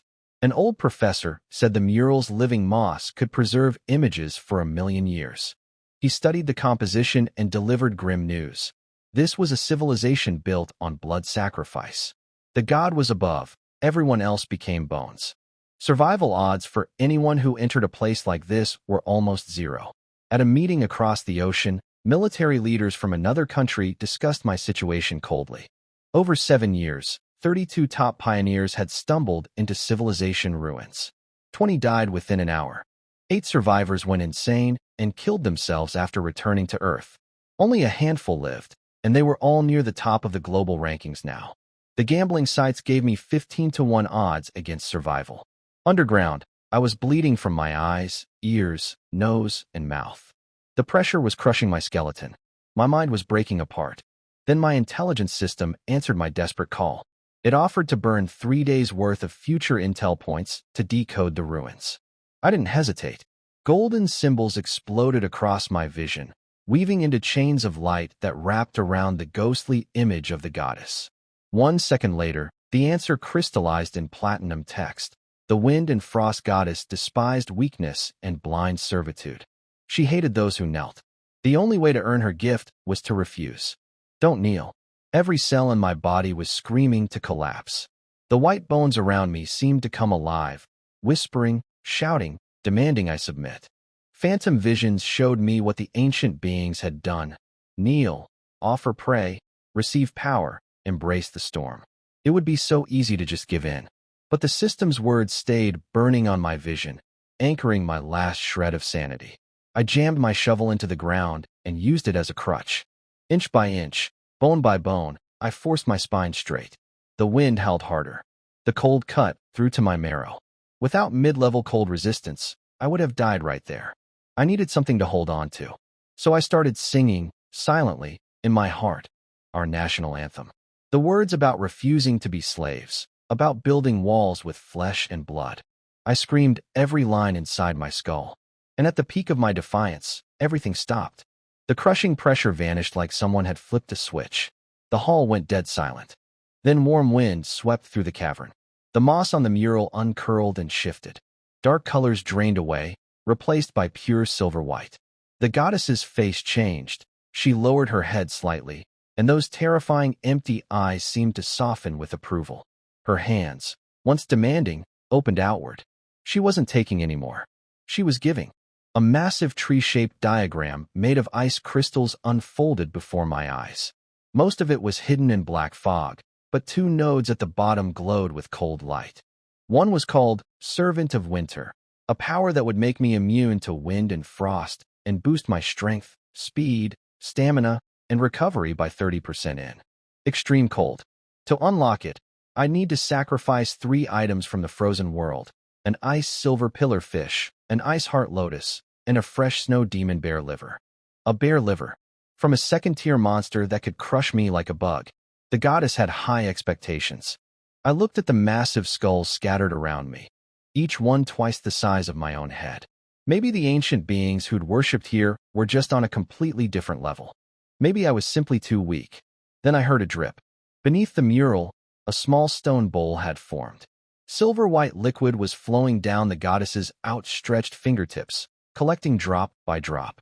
Just a mouthful, but it radiated a cold fragrance that shook my soul.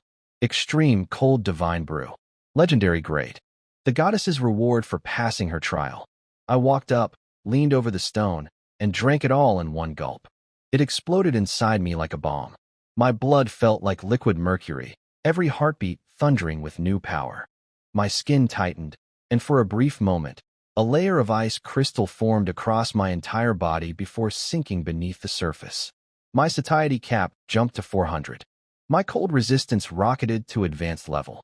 I breathed out and watched my breath freeze into glittering ice dust that hung in the air before falling like snow.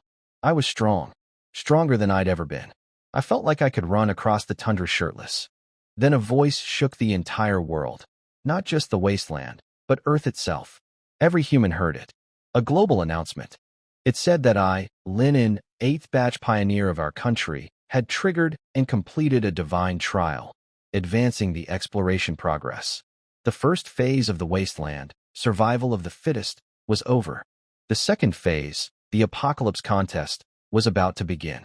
The announcement shook the entire world. Every human on Earth and every pioneer in the wasteland heard it, my name echoing through their minds. The first global announcement in human history from the advanced civilization, and it carried my name. My stream exploded. People couldn't process what had just happened. They'd witnessed history. My country had been slipping in the rankings for years, and now one of our pioneers had pushed the entire wasteland into a new phase. Viewers noticed a new tag next to my name on the official boards, watched by the wind and frost goddess. Foreign viewers were stunned too, though many were angry. Why was it someone from our country and not theirs? Why did one person get to change the course of history? But some acknowledged it. Never underestimate an ancient nation. At the Intelligence Bureau, Layli collapsed back in her chair, drenched in cold sweat. Suwon took off her glasses and rubbed her temples. The experts who'd solemnly predicted I'd die and they were going to have some very awkward explaining to do. I'd cleared the trial in 10 minutes. They'd said it could take days, if you survived it all. Then the red secure phone rang. Emergency meeting. Highest level. The old commander stood at the head of the table and delivered what the national leaders had just been told. The rules for Phase 2.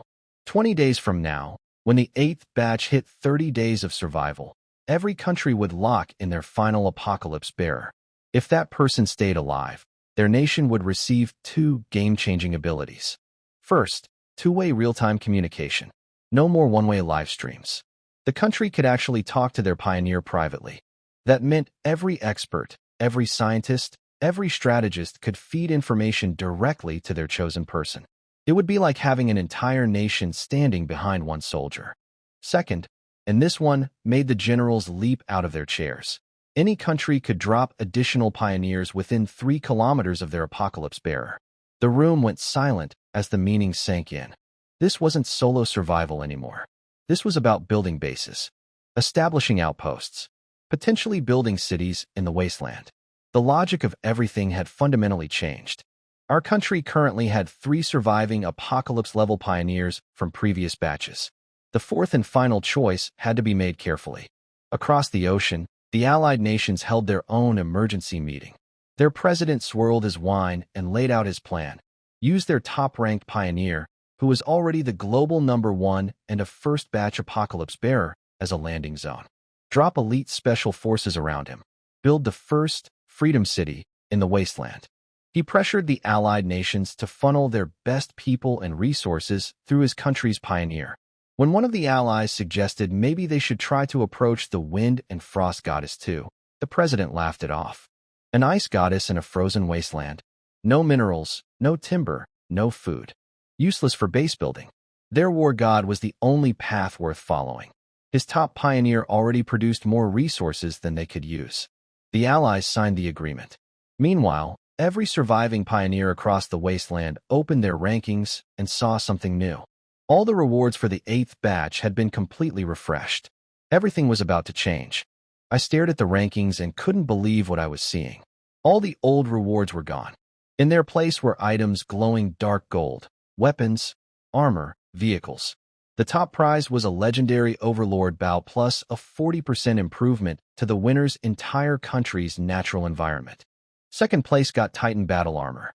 Third got an advanced vehicle. Even the 100th place reward had been multiplied tenfold. Everything had changed because of what I'd done. That bow caught my eye. In the wasteland, you could make basic ranged weapons easily enough, but nothing homemade could pierce through a monster's hide. A legendary weapon would be different. With those demon bats roosting above my shelter, real firepower could mean the difference between being prey and being a hunter. But before I could plan anything, hunger slammed into me like a wall. Every cell in my body was screaming for food. My system had just upgraded to advanced cold resistance, and the evolution was demanding massive energy. I sat down on the bones in that ancient hall and started eating my dried rat meat. Strip after strip disappeared, but my satiety bar wouldn't budge, like pouring water into a drain. Then exhaustion crashed over me. I slumped against the rock wall and passed out right there among the skeletons, beneath the goddess mural. Across the wasteland, every pioneer reacted to the announcement in their own way. Zhao Taizhu, our special forces veteran, had just cured his poisoning by finding the right berries. He wiped mud off his face and swore to fight harder. Li Qingqing, the elite from a powerful family, solved her water problem and prepared to execute her family strategy. She'd never heard of me and wondered where I'd come from. Mu Shui, currently ranked first in our country and second in the world, remembered me from the selection trials, the skinny guy who'd scored just below her. She hadn't paid attention then. Now she grabbed her heavy mining pick and marched toward a monster's den, determined to prove she was still number one. The global top pioneer, Big John from another country, lounged on a wild boar skin and laughed. He called me a gambler and thanked me for triggering better rewards. He figured I was no threat. I wasn't even in the top 100 for uploads. In his eyes, I'd done all the hard work just to make his prizes bigger. But the real tremors went through the veteran survivors from earlier batches. A bored high school kid from another country, surrounded by mountains of sea beast corpses, finally got excited. A version update at last. A mysterious woman from our country, living in another S-rank death zone, heard my name and crushed a third-tier monster skull in her bare hand like a cookie, then vanished into the wilderness faster than any animal.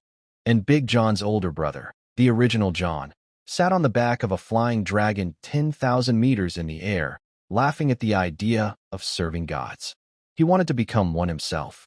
The gears of the wasteland had started spinning wildly. And me, the one who'd started it all? I slept for 3 days straight. When I finally woke up, I stretched and heard my joints popping. Then I reached for my food pack. Empty. 5 pounds of dried meat gone. I must have eaten it all in my sleep while my body was evolving. For a moment, I wondered if something had stolen my food. But then I realized, if any creature had visited while I was unconscious, I would have been the meal, not the meat. I was alone, in a deep underground chamber, with zero food. Then the familiar chime rang in my head. The daily intelligence system had refreshed. Day 14. I sat cross-legged on the stone platform, trying to figure out where I stood. The goddess mural behind me had faded back to gray, like the whole divine trial had been a dream. I opened my stats and almost didn't recognize myself. Satiety cap at 500. Advanced cold resistance. My muscles were denser, my skin hummed with warmth underneath. If I went back to day 1 right now, I could survive a blizzard without even wearing a jacket. I could probably last an hour in an A-class white disaster bare-chested. But there was a strange black tag on my panel, Wind and Frost Goddess's Gaze. Every other tag I'd seen in the system was golden and positive. Black once. Never seen that before. It said, the goddess is watching you. Don't disappoint her. Great. No pressure. The real problem was my ranking. 3 days unconscious meant 3 days of 0 uploads. I'd fallen from the top 100 to 3,729th. When I checked the leaderboard, my jaw dropped. The top pioneers had gone absolutely insane, uploading monster kills, rare minerals, hundreds of kilograms of ore. The new rewards had turned everyone into maniacs. Meanwhile, my pockets were basically empty. 2 fish, for berries, some oil, and rat bones. My satiety was draining 10 points per hour because my evolved body burned energy faster. Stronger body, bigger appetite. The cruelest trade-off. I begged the intelligence system for help and chose the supply option. The golden text appeared. A rare-level survival blind box was buried 1.3 meters deep inside my own cave system. I didn't even need to go outside. I jumped up, thrilled. Someone in the past must have earned a blind box, chosen the blue tier, and never found it. Their loss, my gain. Then I saw exactly where it was on the map. Right underneath the demon bat roost. Buried beneath half a meter of their droppings. In the heart of thousands of sleeping second-tier monsters. I turned slowly and stared at the goddess mural behind me. Wind and Frost, sis, I groaned. What am I supposed to do? Back on Earth, my stream had been black for 3 days. But instead of losing viewers, my audience had exploded to over 3 million, the fastest growth in wasteland broadcast history. People camped out around the clock waiting for me to wake up. A retired pioneer named Wu Jing calmed the crowd, explaining that blackouts usually meant deep sleep after extreme strain, not death. Foreign trolls mocked me. Highest popularity, lowest ranking. All flash, no substance. They had a point. I had 3 million viewers and a rank of 3,729. At the Intelligence Bureau, things were tense. In 3 days, the global death rate among 8th batch pioneers had spiked to 31%. The upgraded rewards had driven cautious survivors to take insane risks. People who'd been hiding and playing safe were now charging into monster dens for a shot at legendary weapons. Suwon asked Lei Li about my apocalypse bearer candidacy. The answer wasn't good. 3 days ago, I'd been the top choice. But my vanishing act, crashing rank, and harsh environment had made the conservative leaders nervous.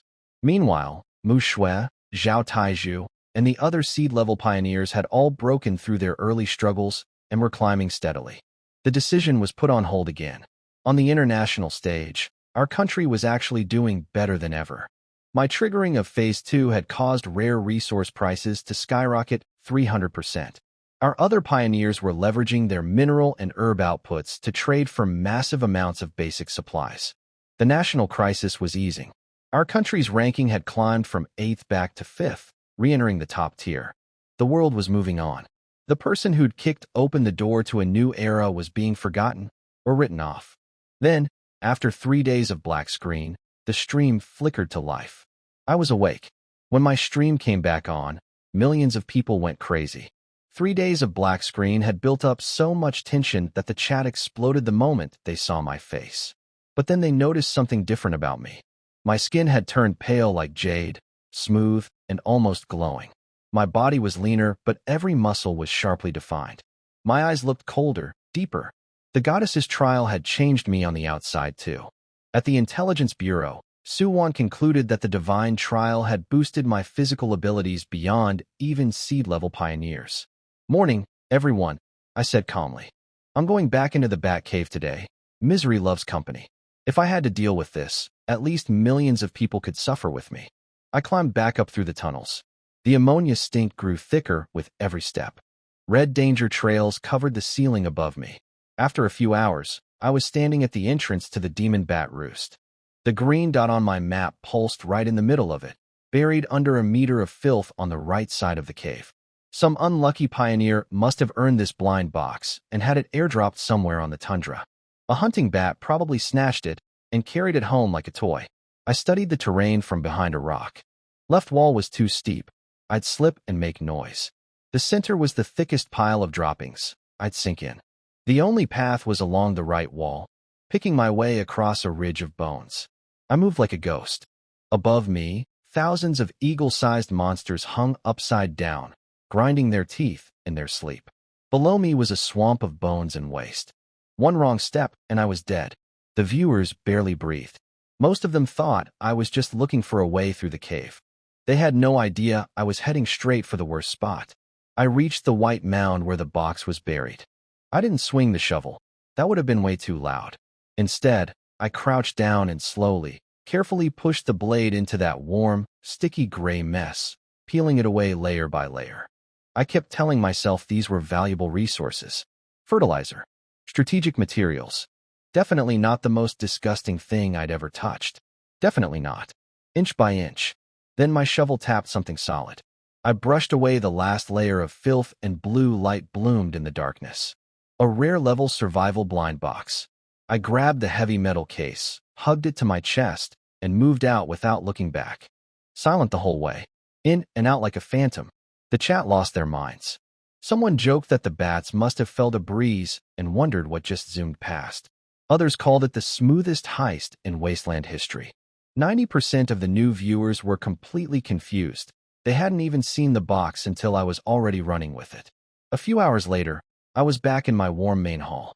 First thing I did was run to the stream, strip off my reeking clothes, and scrub myself in the cold water until I smelled like nothing but clean air. I I sat on a warm stone slab, shirtless, hair still dripping.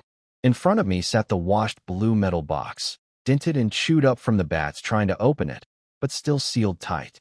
About the size of a small suitcase. Rare level boxes contained advanced survival gear, warm clothing, superior tools, medicine, and everything the advanced civilization made was top quality. I grinned, water still running down my face. Let's open it. I popped open the blue metal case. Inside was a single item, a folded silver-gray cloak that looked like it was woven from liquid mercury. An Arctic optical camouflage cloak. Rare grade. Made from second-tier chameleon skin and optical fiber. I held it up. It felt cool and slippery, like running water through my fingers. I threw it over my shoulders, pulled the hood over my face, and I vanished. Standing still, I was 99% invisible. As long as nothing touched me, nothing could find me. Even moving, it bent light around my body and drastically reduced my presence. On top of that, it blocked my body heat and scent from detection. In the wasteland, this was a game changer for stealth. But it didn't solve my real problem. I was starving. My stomach was clawing at itself. I dug out the last 2 black fish from the cargo box and ate them on a warm rock. They barely moved the needle on my satiety. My evolved body burned through calories so fast that ordinary food could hardly keep up. I curled up in a corner and went into low-power mode, conserving every bit of energy. Just like my first days in the snow hole, except now at least I wasn't freezing. At the Intelligence Bureau, some analysts were openly frustrated that I'd gotten the cloak instead of one of the other pioneers.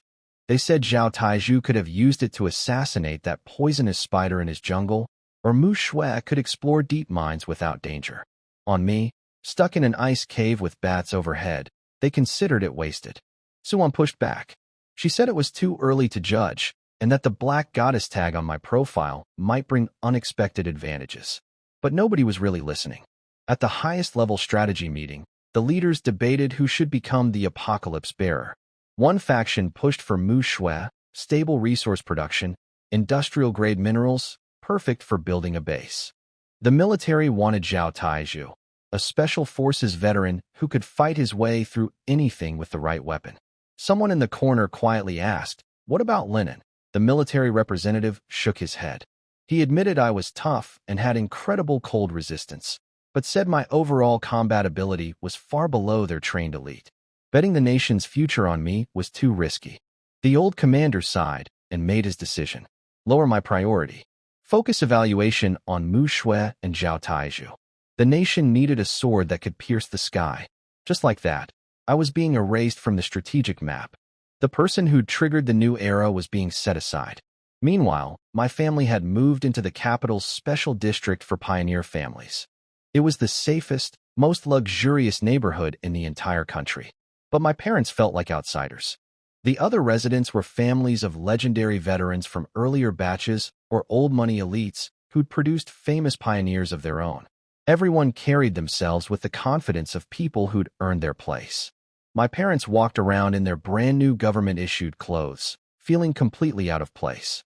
A group of wealthy women whispered about them over afternoon tea, calling me lucky, questioning whether the medical resources being used on Xiao Xiao's eyes were justified, implying our family didn't belong. My mom heard every word. She gripped my dad's hand tighter and walked faster, head down. At the children's playground, Xiao Xiao sat alone on a swing with bandages over her eyes from her recent surgery. Kids played all around her, but none came to talk to her. Then a bold little voice spoke up beside her. "Hey, are you new here?" She flinched and hugged her doll tighter. At the children's playground in the capital district, Xiao Xiao made her first friend. A chubby kid named Chun Shin plopped down on the swing next to her and started talking like they'd known each other forever. His dad had been a third-batch pioneer, a hero who died in the wasteland. That gave Chun Shin permanent residency in the special district until he grew up. The kid was a walking encyclopedia of pioneer rankings. He rattled off every top fighter, the guy from the other country who punched a bear to death, the giant who carried monster corpses on his shoulders, Mu Shui who was dominating the mineral game. All the names kids worshipped were monster killers with flashy rankings. When Xiao Xiao quietly said her brother was Lenin, Chun Shin hesitated. In the children's world, I was the guy who hid in caves and didn't have a ranking worth mentioning. Nobody cared that I'd pushed the wasteland into a new era. Low rank meant low respect. Simple as that.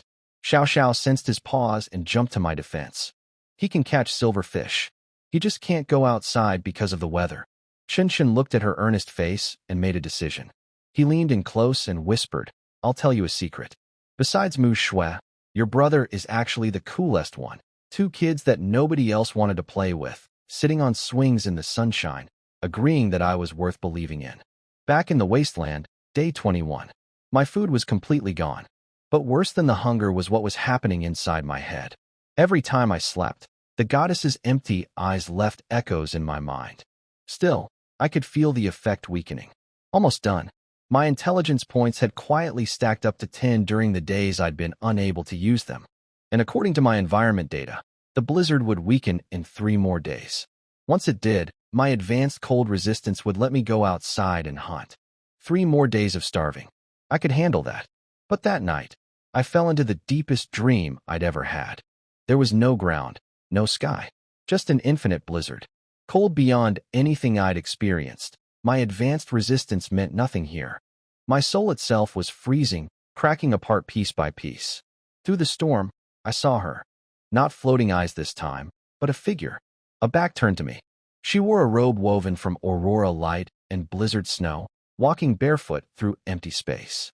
The air around her was collapsing and rebuilding from the sheer cold she radiated. I wanted power. I wanted what she could give me. So I walked toward her. Every step felt like my soul was being torn in half. 1 step. 2. Just before the cold swallowed me completely, before I would have become an ice statue frozen in that void forever, her voice reached me. Cold and vast, but with something almost like a sigh underneath it. "Linen, it's time for you to go." A warm force shoved me backward, and I woke up gasping. The morning system greeting played. 789 dead overnight. Then a special notification pulsed in dark purple across my vision, a color I'd never seen the system use before. "Congratulations, Pioneer.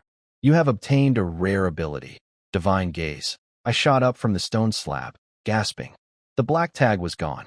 The constant pressure in my skull, the headaches, the mental fog that had haunted me since the goddess stared into my soul, all of it vanished in an instant. My mind felt sharper than ever, like someone had wiped a dirty lens clean. The system told me I'd endured the goddess's gaze and earned a rare ability, Divine Gaze. When activated, everything around me would slow down to 10% speed in my perception. And in that frozen moment, I could see the weak points and death lines on any living creature. Bullet time. That's what this was. In a world where life and death were separated by 1/10 of a second, this ability was priceless. I tested it immediately. A water droplet formed on the cave's ceiling and fell. I whispered the activation word, and the world shifted into slow motion. The droplet drifted downward like it was sinking through honey. I could see my own reflection on its surface, watch it deform from gravity in real time. I reached out with 2 fingers and pinched it from the air. But there were limits. My thinking sped up, not my body. I'd still need physical strength to act on what I saw. It lasted about 2 seconds, and one use had just drained nearly 100 satiety points. Maybe 10 uses per day if I was well fed. Good enough. This was a last resort trump card, not a spammable trick. I silently thanked the wind and frost sister. Then I checked my intel points. 13 had stacked up while I slept. And the weather report made my heart pound. The A-class blizzard had weakened to B-class. Temperature was -50, but with my advanced cold resistance, that was manageable. Wait, I looked at the clock. I'd slept for 3 more days. The dream with the goddess had lasted 72 hours. My satiety was at 4 out of 500. I was a skeleton wrapped in skin. 0 food left. Rank had cratered to 6,729. Back on Earth, my viewer count had dropped from millions to under 50,000. People assumed I'd starved to death. The ones still watching saw me wake up and start hammering at the ice wall blocking my cave entrance, and most of them just sighed. While I'd been sleeping, the world had moved on. The top pioneer from the other country was tearing through an entire plains ecosystem. Mu Shui had built a mining base. A girl named Li Qingqing had actually started farming on the frozen plains, growing crops in the wasteland. She'd become the surprise star everyone was praising. At the Intelligence Bureau, Laylee was buried under stacks of apocalypse bearer evaluation documents, running on coffee and no sleep. When Suwon told her I was moving again, she barely looked up. She said it was better than starving in a cave, but I'd missed the golden development window. The leadership wanted me to just survive. That was all. She glanced at the screen showing Mu Shui at rank 4, Zhao Taizhu at 11, Li Qingqing at 14. Then she closed her eyes and waved Suwon away. Suwon went back to her desk, looked at my feed one more time, and typed a message into my chat. Don't give up. Keep going. In my cave, I swung the shovel with everything I had. The half-meter ice wall cracked like a spiderweb, and a chunk crashed down. Cold wind and snow blasted through the gap. I stood in the opening and felt almost nothing. A light chill, like autumn in a t-shirt. The weekend blizzard that would have killed me 2 weeks ago was barely an inconvenience now. I activated the danger intel. 13 points worth of data flooded my vision. The white wasteland exploded into a web of glowing trails. Red for predators, green for prey. Every track and scent mark from the past days highlighted and mapped across the snow. I climbed onto my sled, slammed the pedals, and shot out of the cave like an arrow. Behind me, the hole I'd broken was already starting to freeze over again. I didn't look back. The men of the Lin family never come home empty-handed. 5 minutes out of the cave, I found my first target. A fresh yellow trail sitting right on the snow surface. A tundra giant snow rabbit, actively foraging nearby. These rabbits were nothing like the hibernating rats. They had incredible hearing, explosive speed, and earned the nickname Snow Street Runners. Before my upgrades, I couldn't have caught one even if I chased it until my legs fell off. But things were different now. I pulled out 2 bone daggers I'd carved from the rat's leg bones during the long days trapped inside. Then I drew the camouflage cloak tight and crawled into the snow. I disappeared completely. On screen, there was just a slightly raised patch of snow, perfectly blending with everything around it. I inched forward, slow and silent. 2 minutes later, 2 long white ears popped up from a snow hollow half a meter in front of me. The rabbit poked its head out, red eyes scanning, nose twitching. It was checking if the coast was clear. I exploded from the snow like a striking snake. The cloak flickered for an instant as I moved. My bone dagger punched straight through the rabbit's neck and pinned it to the ground before it could even finish its first kick. 2 minutes. Invisible approach to instant kill. The rabbit never had a chance. The chat went crazy. Someone joked the rabbit's last thought must have been wondering why the snowbank just stabbed it. I rode back to my cave in 5 minutes. The ice at the entrance hadn't even had time to fully reform. I smashed through the thin layer and got inside. 10 minutes later, rabbit meat was sizzling golden over the fire. I was so hungry I scared myself. 20 pounds of giant rabbit, minus bones and organs, left about 10 pounds of meat. I ate the entire thing in 20 minutes. Every last piece. The chat watched in stunned silence as I devoured it like a starving wolf. Satiety, 500 out of 500. Full. That was my appetite now. Greater power meant greater hunger. But I wasn't done. 1 rabbit wasn't nearly enough for what I had planned. While I'd been scanning with my danger intel earlier, I'd spotted a faint red trail nearby, something more dangerous than a rabbit. 10 minutes later, I was crouched beside a rock pile covered in snow. Inside a crack in the ground, an ice feather thunder chicken was dozing. Peacock-sized, covered in steel-hard ice blue feathers, a red comb on its head. Its beak was like an iron spike, and it ate meat as happily as plants. People called them snow dinosaurs. I crept closer in my cloak, same approach as before. But the moment I drew my dagger, it attacked first. The thing erupted from the crack like blue lightning, its steel beak driving straight at my arm with sparks of electricity dancing on the tip. If it connected, it would punch clean through the bone. This was no panicked prey. This was a hardwired kill reflex, millions of years of evolution compressed into one explosive strike. Impossibly fast. The viewers only saw a blur. I didn't flinch. Divine gaze. The world slowed to a crawl. The charging bird hung in the air like it was swimming through syrup. I could count every feather, see the electric glow on its beak tip, and most importantly, the glowing weak point on its neck. I calmly reached out my free hand. Just before the beak reached my arm, my fingers closed around its throat. Snap. Time snapped back to normal. I stood there holding the dead bird by the neck with one hand, its body still twitching. Ice cold. You want to race me?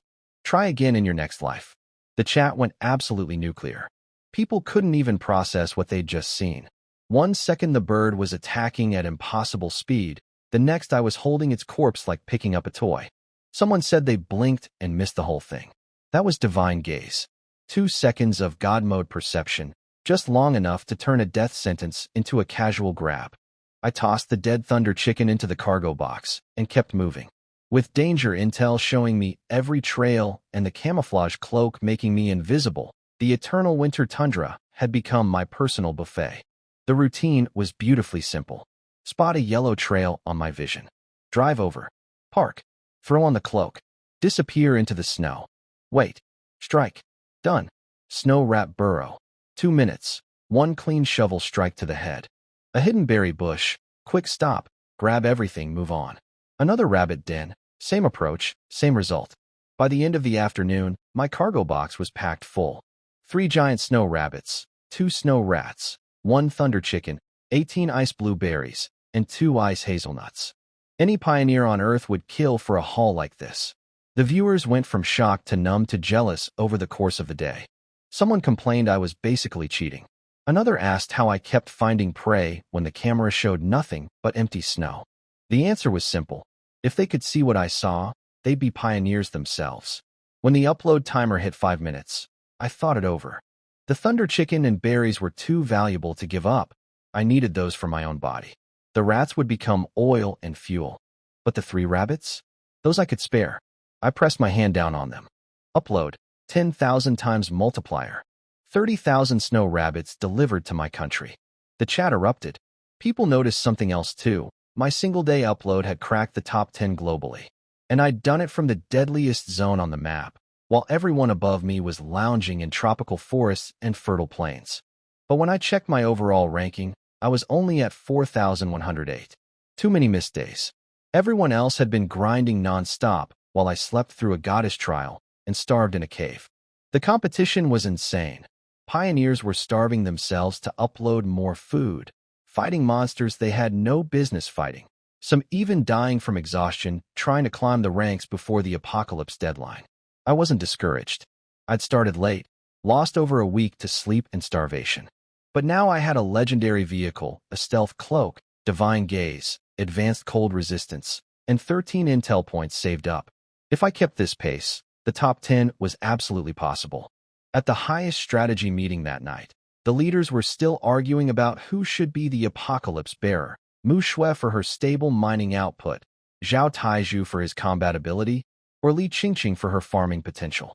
Nobody could agree. The old commander cut through the noise. 5 days until the deadline. Whoever had the highest total ranking by then would become the apocalypse bearer. No politics, no favoritism. Results only. Then he casually asked if the daily upload stats were in. Layli pulled up the chart with barely concealed excitement. The room went silent. The number 1 daily uploader for all of our country's pioneers wasn't Mu Shui, not Zhao Taizhu, not Li Qingqing. It was me. 3 giant snow rabbits from the frozen death zone, outscoring everyone else. The old commander laughed harder than he had in weeks. He said if I could pull this off every single day, maybe I'd actually steal the apocalypse spot at the last second. Everyone laughed along, treating it as a joke. Catching up from 4,000th place? In the eternal winter tundra? Rabbits don't just line up to be caught. Standing off to the side, Lei Li's eye twitched. She was thinking what nobody else dared to say out loud. They had no idea what a fully equipped player could do. Early morning in my cave, I got to work on the thunder chicken. This thing was a treasure chest with feathers. Every single part was useful. The feathers were the hardest part, literally. When my shovel scraped against them, they rang out like metal on metal. It took serious effort to pull the longest ones free without breaking them. 12 perfect steel-hard feathers, light as air but sharp enough to cut. According to what I'd studied, these were the best material for making armor-piercing arrows. Combined with the dense rat bones I'd saved, I could craft deadly projectiles. I just needed a bow. The beak was even more impressive, rated as rare-grade material, hard as diamond with a natural armor-piercing property. Perfect for sharpening into a weapon tip or an ice-breaking tool. Then came the meat. 20 pounds of deep purple-red flesh, dense and powerful even raw. That was several days of fuel for my body. After cleaning up, I checked my intelligence system. 13 points saved. I chose environment. The golden map unfolded, and I spotted something incredible. 3 kilometers northwest, a cluster of bright green dots in a sunken area. An underground cavity formed by collapsed terrain, filled with cold-resistant bushes heavy with ripe, ice blueberries. A whole berry forest. A brand new resource point. Meat was great, but my body was screaming for vitamins. The handful of berries I'd stolen from rat burrows was nothing. A whole forest? That was fruit freedom. I loaded up the sled and headed out. On the way there, my danger vision turned the trip into a shopping spree. I spotted 3 rabbit trails and took them all down without even slowing my pace. Drive, cloak, disappear, strike, load up, keep going. 3 rabbits before I even reached my destination. The chat was losing it. People were calling for someone to report me for hacking. Yesterday they'd said I was lucky. Today they couldn't explain it away anymore. At the Intelligence Bureau, Suwon had been watching my stream since morning, too fascinated to work. Her colleagues were starting to question everything they'd assumed about the tundra. Maybe it wasn't as barren as their analysis had predicted. I reached the spot. On the surface, it looked like a slightly sunken patch of snow. But through my danger vision, the area was a riot of colored trails. Yellow, green, red, purple, all from creatures that had come to feed here before the blizzard. I also noticed something that tightened my gut. Fresh wolf tracks. A pack of snow demon wolves had passed through just 3 hours ago. At least 5 or 6 of them. No time to waste. I started digging. 2 meters down, my shovel broke through into open air. What I saw below made me stop breathing. A vast underground space, held up by dense low bushes whose dead leaves formed a natural ceiling beneath the snow. And hanging from every branch, packed so tight they almost touched, blueberries. Glowing, crystal clear, enormous blueberries. Not the thumbnail-sized ones I'd found in rat holes. These were the size of plums. Some were as big as my fist. I reached down and plucked one. Good grade quality, better than what the rats had been hoarding. The snow had actually helped them grow bigger by insulating the bushes and letting them absorb nutrients. I squeezed it gently, and the skin split open. Thick purple juice ran down my fingers, sweet and fragrant. I popped it in my mouth. The flavor exploded, rich, juicy, bursting with sweetness. My satiety climbed instantly.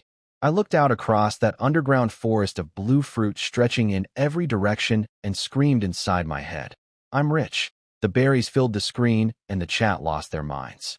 These weren't the thumbnail-sized ones I'd found in rat holes. These were the size of plums, some as big as fists. When I squeezed one, thick purple juice ran through my fingers. At the Intelligence Bureau, Suwon dropped her pen. She explained to Lei Li that what I'd found before, and what other pioneers had found, were either unripe or dried-out berries hoarded by animals. But here, deep underground where the snow formed a natural greenhouse and the blizzard's cold actually nourished the roots, the berries had reached their perfect ripeness. Full maturity. She rated the whole area as a C-class small renewable resource point, enough to compete with the wild orange groves that other countries' pioneers had found in warm climates. Combined with my frozen lake, I now had 2 resource points in the tundra. Lei Li's eyes lit up. She was thinking what she couldn't say out loud yet, that I was still the best candidate for apocalypse bearer. Down in the berry forest, I forced myself to think before acting. The bushes were 3 meters below ground level. I couldn't just toss fruit up without smashing it, and climbing up and down would waste too much energy. So I spent 10 minutes carving a smooth ramp out of the frozen wall, a gentle slope with footholds, wide enough to push the sled through. Then I went to work. My hands were a blur, snatching the biggest, darkest berries off every branch. I only picked the best ones. When I tossed aside an egg-sized berry for being too small, the chat screamed at me. They reminded me how just days ago I'd been licking berry juice out of a stone bowl. Now I was being picky. 20 minutes, and my cargo box was full. 120 pounds of glowing blue fruit. I hauled it up the ramp and drove back to the cave, then turned around and came back for more. 4 trips total. All day long, back and forth like an ant carrying food to its nest. By the last run, I estimated the forest held thousands of pounds of berries total. I'd taken about 500. I wanted more, but it was getting dark and those wolf tracks from this morning were still fresh in my mind. I covered the entrance, wiped my tracks, and headed home. That night, my cave looked magical. I'd carved shelf-like hollows into the ice wall at the entrance and packed them with hundreds of pounds of berries. Their soft blue glow turned the whole space into something like a crystal palace. Viewers were screenshotting the image. It became one of the most iconic harvest pictures in wasteland broadcast history. I set up my stone pot over a small piece of coal, boiled snow water, and dropped in a huge chunk of thunder chicken thigh. The meat was purple-red and dense. Then I crushed a handful of the giant berries and threw them in. The juice instantly turned the broth a deep red purple. No seasonings needed. Wasteland monster meat was naturally salty and savory. The berries added sweetness and acid. Together, they created something extraordinary. Half an hour of bubbling, and the smell that filled my cave was so intense it practically leaked through the screens. The chicken had gone tender enough to fall off the bone, soaked through with berry juice. The fruit had melted into a shiny glaze coating every piece of meat. I scooped out a leg and bit in. The flavors hit me like fireworks. Rich meat, fragrant fat, tart sweet fruit, all perfectly balanced. And the energy surged through me. My satiety cap increased by 50, and the system noted I'd absorbed trace thunder elements and high-energy vitamins, slightly strengthening my body. Monster meat made you stronger with every bite. Now I understood why every pioneer was obsessed with hunting. The cycle of eating and evolving was addictive. But this still wasn't Silver Star grade. For that, I need to get back to my frozen lake and catch more of those incredible silver fish. The upload timer chimed. 5 minutes. I kept enough berries for myself and set aside 300 pounds of the biggest, best ones. Then I pressed my hand down on that blue mountain of fruit. Upload. All of it. The system scanned everything and rated them D+, good quality. Then the magic words appeared. Resource critical hit. 10,000 times multiplier. 3 million pounds of ice blue berries, delivered to my country. My name rocketed up the global rankings. From over 4,000 to number 8. 8th in the entire world among all 8th batch pioneers. Back on Earth, the storage base went into chaos. Dozens of massive conveyor belts roared to life simultaneously as an ocean of glowing blue fruit poured out of the materialization towers. Workers scrambled to call in every refrigerated truck they could find. Nobody could figure out which pioneer had done this.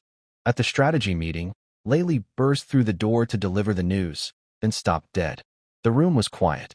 No arguing, no cigarette smoke. Every single leader was sitting perfectly still with a fist-sized blueberry in front of them, washed and ready to eat. The old commander took a bite, juice running down his chin, and smiled. Not bad. Really sweet. When Laylee told them I'd found another resource point and was now ranked second among all our country's pioneers, the commander just shook his head and laughed. Nobody argued about the apocalypse bearer anymore. Nobody needed to. The berry forest on top of the frozen lake made the answer obvious. At the family compound in the capital, my parents had a feast laid out, braised snow rabbit, and a huge bowl of washed berries. Xiao Xiao's little friend Chun Chun was there, stuffing his face with both hands, telling everyone that the other seed-level families only got 3 berries each while a kid. Down the hall was crying because he wanted more. My family had plenty. Xiao Xiao bit into a berry, juice running sweet into her mouth, and said quietly, "Of course. My brother's the best." Across the country, neighborhoods were getting their share too. Back at our old community in H City, the director handed out half a pound of rabbit meat and 2 small berries per household. Everyone was grateful. Everyone mentioned my name. At my uncle's apartment, his wife chewed her tiny portion of meat in bitter silence while their son screamed for more fruit. I didn't know any of this. I was checking the top 10 rewards. A good-grade tactical backpack with 200 liters of storage using special folding technology, plus 2 bottles of advanced body enhancement fluid. 1 bottle alone could bring a person's body to first-tier monster level. I studied the leaderboard above me. The number 1 spot was still held by John, uploading a large kill every single day. Second was a woman from another country living on a fish-rich coastline. Third was Ivan, who'd killed a wounded second-tier monster and scored hundreds of pounds of meat. Their starting positions were all so much better than mine. But I had my system. Without it, I wouldn't even be alive. My stats looked like a proper player's inventory for the first time. Satiety near max at 529. Advanced cold resistance. divine gaze improving with practice. Over 250 pounds of berries in cold storage, 18 pounds of thunder chicken meat, 3 rabbits, 2 rats, rare crafting materials, and a legendary vehicle. Ranked 8th globally. 4 days left until the contest ended. Holding top 10 would guarantee the backpack and enhancement fluid. Pushing higher might be possible. I lay down on the warm stone, finally satisfied with my position. This was what a properly equipped player's inventory should look like. I closed my eyes. Then, cutting through the thick ice door and the silence of the cave, a sound that turned my blood cold. Wolf howls. Long, piercing, dripping with killing intent. Multiple voices echoing across the tundra. I was wide awake instantly. 3 days before the apocalypse contest deadline. I barely slept all night. The wolf howls had circled my cave for hours before fading. Just a patrol. They hadn't tried to break in. But it was a warning. At first light, I headed out for the berry forest. Thousands of pounds of fruit were still waiting. On the way, I grabbed 2 more rabbits without breaking stride. When I arrived, my stomach dropped. The entrance was wrecked. My carefully carved ramp had been torn open. A dozen holes punched into the snow from every direction. Animals had smelled the berries and dug their way in overnight. Inside, the damage was devastating. More than half the fruit was gone. Bushes were trampled flat, branches snapped, crushed berry pulp smeared everywhere. Wasteful animals, I muttered, heart bleeding at the sight. But then, deep in the ruined grove, I spotted something that made everything else disappear. On a few old, thick bushes tucked into awkward corners, golden light flickered between the leaves. Fruit that glowed pure gold, like they were cast from metal. Golden ice berries. Rare grade. The system said they were the king of the berry forest, grown by absorbing the deepest essence of the A-class blizzard. They'd just ripened, and the animals had missed them because they grew in hard-to-reach spots high on the branches. I snatched all 14 of them in under a minute. Then I heard it. A soft tap, like a claw touching metal. Something had found my snow vehicle up on the surface. I froze, dropped flat behind the roots of an old bush, and let the camouflage cloak activate. My body blended into the dirt and dead leaves. Footsteps whispered down the ice ramp. 2 massive white wolves glided into the underground space without making a sound. Snow demon wolves. Shoulders over a meter high, pure white fur, and sickly green eyes full of cold intelligence. Their paws moved like they had suction cups, completely silent. I hadn't seen any fresh tracks when I came in. They were just that fast. One of them walked straight to my bush and stopped. Less than a meter from my face. I could smell its hot, rotten breath. I could see saliva dripping from its jaws. My cloak blocked my scent, and the wolf sniffed a few times, found nothing interesting, then sat down right there. It tucked itself into the snow, closed its eyes, and became invisible. Just another bump in the landscape. Then more came. 3. 4 more wolves slipped in through different holes.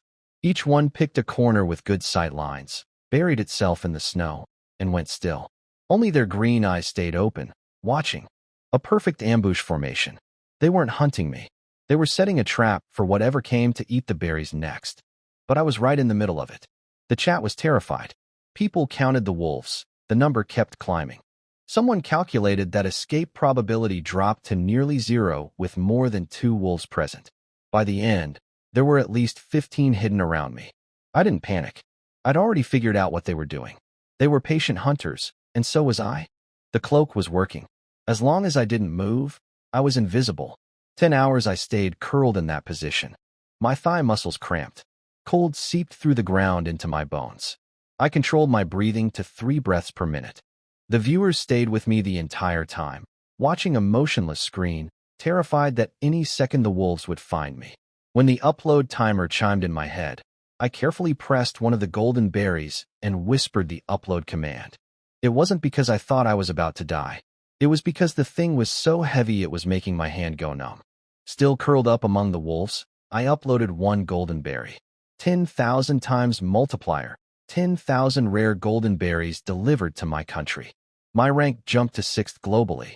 Then the system offered me another survival blind box for uploading a new rare resource. I picked legendary without hesitation. With my intel system, finding it would be easy no matter where it landed. The chat thought I was making a final upload before dying. The Intelligence Bureau analysts were confused too. They knew my body could handle this. I wasn't dying. The berry was just really heavy and my hand was going numb. Then the real show started. Small animals began drifting in, drawn by the berry smell. A few snow rats. A dopey-looking giant rabbit. They hopped down the ramp and started happily munching on the crushed fruit scattered across the ground. The sweet scent perfectly masked the wolves hiding everywhere. The wolves didn't twitch, not even when a fat rat literally jumped onto one of their heads. The wolf didn't even open its eyes. I was impressed and terrified. When about 15 small animals had gathered, the wolf closest to me barely raised its ears and let out a vibration so low I felt it more than heard it. The signal. 5 white blurs erupted from the snow simultaneously. No barking, no growling, just the crack of bones and short squeals cut off mid-cry. 2 wolves blocked the exit. 2 drove the panicking prey toward the center. The biggest one swept through the grove like a reaper. They didn't even stop to eat. Each wolf snapped a neck, tossed the body aside, and moved to the next target. 3 minutes. Every single animal was dead. The wolves collected the bodies and withdrew in formation. The ground barely had any blood on it. This wasn't hunting. This was a military operation. Then I remembered, 15 wolves had entered. Only 5 had attacked. The rest, including the one sitting a meter from my face, hadn't moved at all. Hours passed. The temperature dropped even further. Without advanced cold resistance, I would have frozen solid. But the fruit smell kept drawing victims. More rabbits, more rats crept in. A group of thunder chickens strutted down the ramp, and I watched in admiration as they pecked a few berries, sensed something wrong, and bolted back out before the wolves could react. Smart birds. I made a mental note to learn from their survival instincts. Someday, over dinner, the wolves ran 2 more ambush cycles through the night. By the 3rd round, fewer animals were coming. The blood smell was building up and the cautious ones grabbed food and fled immediately. At dawn, the pack finally collected their kills, formed a single file line, and marched up the ramp to leave. But the last wolf, a smaller one, carrying a rabbit head in its jaws, stopped at the exit. It turned around. 2 pale green eyes stared directly at the bush where I was hiding. My heart stopped. Had it found me? When? How? After the wolves left, I waited another 30 minutes before I dared to move. My body was so stiff I could barely uncurl my fingers. That last wolf hadn't been looking at me. It was staring at the golden berries on the old bush above my head. These wolves knew every resource in their territory. Smart enough to be terrifying. I climbed out, righted my snow vehicle, and checked the cargo box. Still sealed. The wolves hadn't gotten my 2 rabbits. But looking down at the ruined berry forest, I knew it was over. The big fruit was eaten. Only unripe small ones remained. And with wolves using this place as a hunting ground, coming back wasn't worth the risk. I patted the 12 golden berries tucked inside my jacket. These were the real prize. Each one was worth more than hundreds of pounds of regular berries.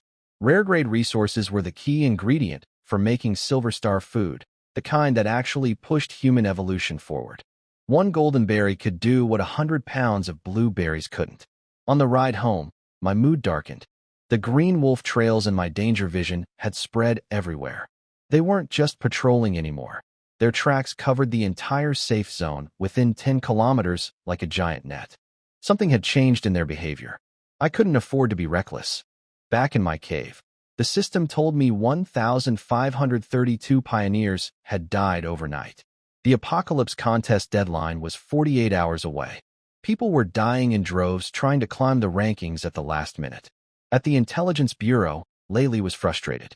Wolf activity meant I might produce nothing in the final 2 days, making it hard to break into the top 5. Suwon reminded her that I was already the #1 provider of rare resources among all 8th batch pioneers. Then she went to sleep. She'd been watching my stream all night while researching whether the berry bushes could be transplanted. In my cave, I decided to go all out on breakfast. I filled the stone pot with thunder chicken meat and dropped in 3 golden berries. The juice flowed into the broth like liquid gold. No sweet smell this time, just a deep, heavy, medicinal fragrance. As the pot simmered, something magical happened. Instead of white steam, a silver glow formed on the surface of the soup. It swirled inside the pot like something alive. Silver Star food. I'd done it. I let it cool, then drank every drop and ate every piece of meat. The energy didn't come as warmth this time. It was like swallowing magma. Power exploded outward through my entire body. Every cell was splitting and rebuilding. My cold resistance jumped to 5% at the advanced level. Muscle density increased. Bone strength increased. When I clenched my fist, my knuckles cracked like firecrackers. Steam rose off my skin. The viewers could see it. White vapor pouring off me like I was a furnace. After calming down, I checked the rankings. With 48 hours left, I had options. If I uploaded everything I had stored, I could probably hit top 3. If I hunted carefully with my cloak while dodging wolves, maybe even first place. Then I remembered something. The legendary blind box from yesterday's upload. I still needed to find where it had landed. If I could open another legendary item before the deadline, everything could change. I was about to check the blind box location when I noticed something new. My intel points had quietly stacked up to 15. And next to the counter, a deep red exclamation mark was flashing, something I'd never seen before. The system asked if I wanted to spend all 15 points on A, major event prediction and full panoramic simulation. 15 points was everything I'd saved. But I didn't hesitate long. I could always earn more. Yes, show me. My consciousness was ripped out of my body and launched into the sky. I shot through rock, through snow, through clouds, until I was floating 10,000 meters above the tundra, looking down at the entire frozen world like a god. Below me, a massive gray cloud was moving across the snow. I zoomed in closer. Closer. It wasn't a cloud. It was a herd. Tens of thousands of giant horned mammoth sheep, each one as big as an ox, covered in thick gray fur with enormous spiral horns. They were migrating. Then I heard the wolf howls. 3 separate packs, hundreds of snow demon wolves combined, led by 3 wolf kings the size of small cars. They moved like 3 white surgical blades cutting toward the herd's midsection. The wolf kings howled, and something terrifying happened. From their mouths came not just sound, but actual crescent-shaped ice blades. Hundreds of them, raining down on the sheep like a storm. Magic. Real magic. The difference between a monster and a regular animal. The sheep panicked. Their formation stretched, and the weak ones fell behind. The wolf kings raised walls of ice to cut off over 1,000 stragglers. What followed was a slaughter. But in the chaos, about 100 sheep broke free under the lead of a few old rams. They bolted northeast in blind terror. My vision followed them as my intel points drained away. They stampeded onto a wide, flat ice surface, and their combined weight shattered it. 100 massive sheep plunged into freezing lake water. They thrashed in the shallows, but the extreme cold drained them fast. One by one, they froze solid. 100 ice statues of 1,000-pound beasts locked in the lake. The coordinates burned into my mind. 15 kilometers southwest of my cave. The frozen lake. My lake. When I snapped back to normal vision, I was drenched in cold sweat. The scene had been overwhelming. The thundering herd, the screaming ice blades, the brutal efficiency of the wolf packs. Humans were nothing in this world. But my eyes were blazing. 100 sheep, each one over 1,000 pounds. All first-tier monster meat. Just sitting there, frozen, waiting to be collected. If I could get to them, the number 1 ranking, and the legendary Overlord Bow, was mine. 2 days later, deep into the night of day 28, I made my move. I stripped the cargo box off the sled for maximum speed, packed a few strips of dried meat and 3 golden berries, threw on the camouflage cloak, and blasted out of the cave into the darkness. The chap thought I'd lost my mind. Running into a blizzard at midnight with wolves everywhere? Most viewers figured I'd given up and snapped. At the strategy meeting, the old commander made his decision. Despite my dropping rank, despite the doubts, he officially nominated me as the apocalypse bearer.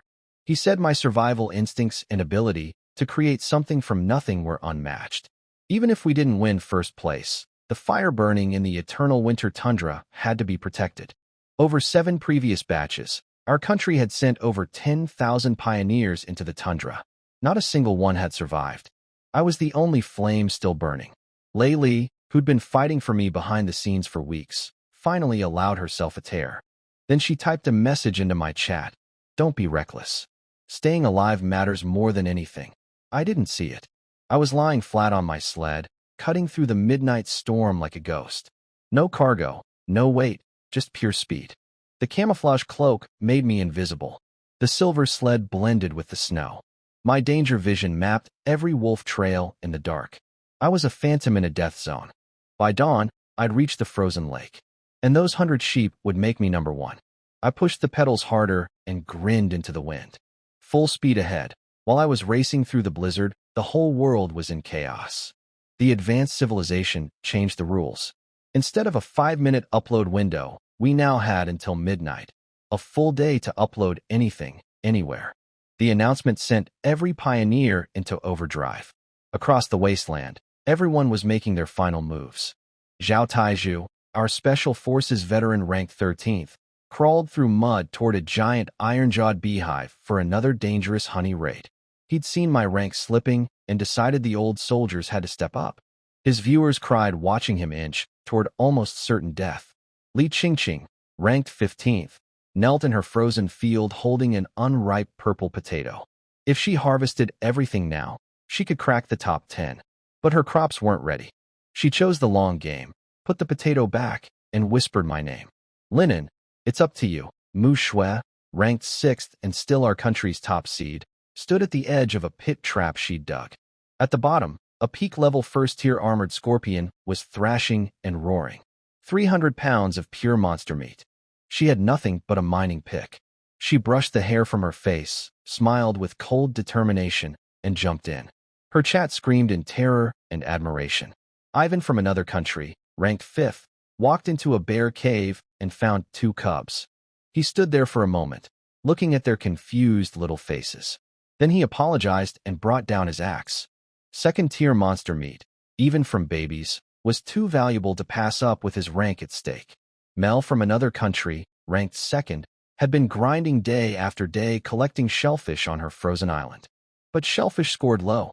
She needed something big.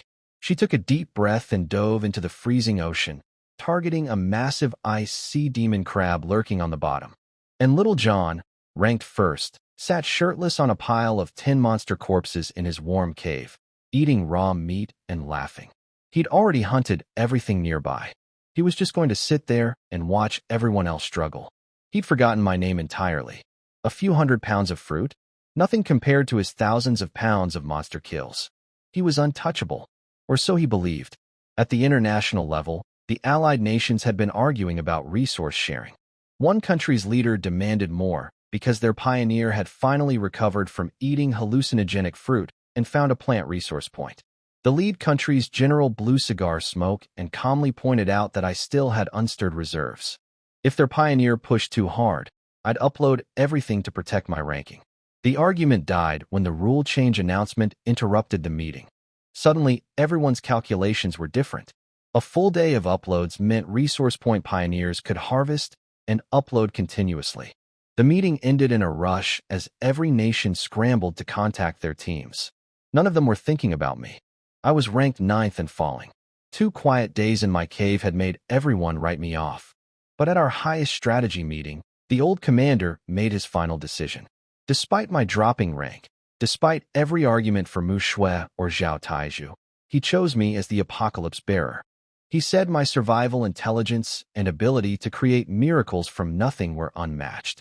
Even if we didn't win first place, the fire in the eternal winter tundra, a zone that had killed over 10,000 of our pioneers across 7 batches without a single survivor, had to be protected. Every general in the room stood and saluted. Layli typed one last message into my chat. Don't be reckless. Staying alive matters more than anything. I didn't see any of it. After a full night of riding through the storm, dodging wolf trails in my danger vision, invisible under my cloak, I finally arrived. The frozen lake. I reached the frozen lake area after a brutal night ride. The wind was at its worst. Without advanced cold resistance, I'd have frozen solid in 2 hours. I stopped at a sheltered slope near the shore. I activated the panoramic replay from my earlier vision. The ghostly images of 100 stampeding mammoth sheep materialized across the snow in front of me, showing exactly where they'd run, exactly where the ice would break, exactly where they'd freeze into statues. Even as faded projections, the thundering herd was terrifying. Their spiral horns glowed with frost energy. One graze, and I'd shatter like glass. I was still so weak compared to native wasteland creatures. My mind drifted to the goddess shrine below my cave. Becoming a frost servant would give me incredible power in cold environments. To get there, I needed the Overlord Bow from first place. With that weapon, I could hunt a snow demon bear for its liver. Every piece was connected. I started digging a snow shelter near the lake. Not on the ice, on the bank, at a safe distance, with good sightlines. At the Intelligence Bureau, Su-Wan and Layli both assumed I was going back to ice fishing. It made sense. My best resource point, my proven skill, a safe and steady approach for the final 24 hours. Layli was pumping her fist, excited that I'd return to the lake. Su-Wan agreed it was the smartest, safest plan. They were both a little disappointed I'd left before the rule change announcement. If I'd known I could upload all day instead of just during the 5-minute window, I could have dumped my stored reserves and pushed for second place.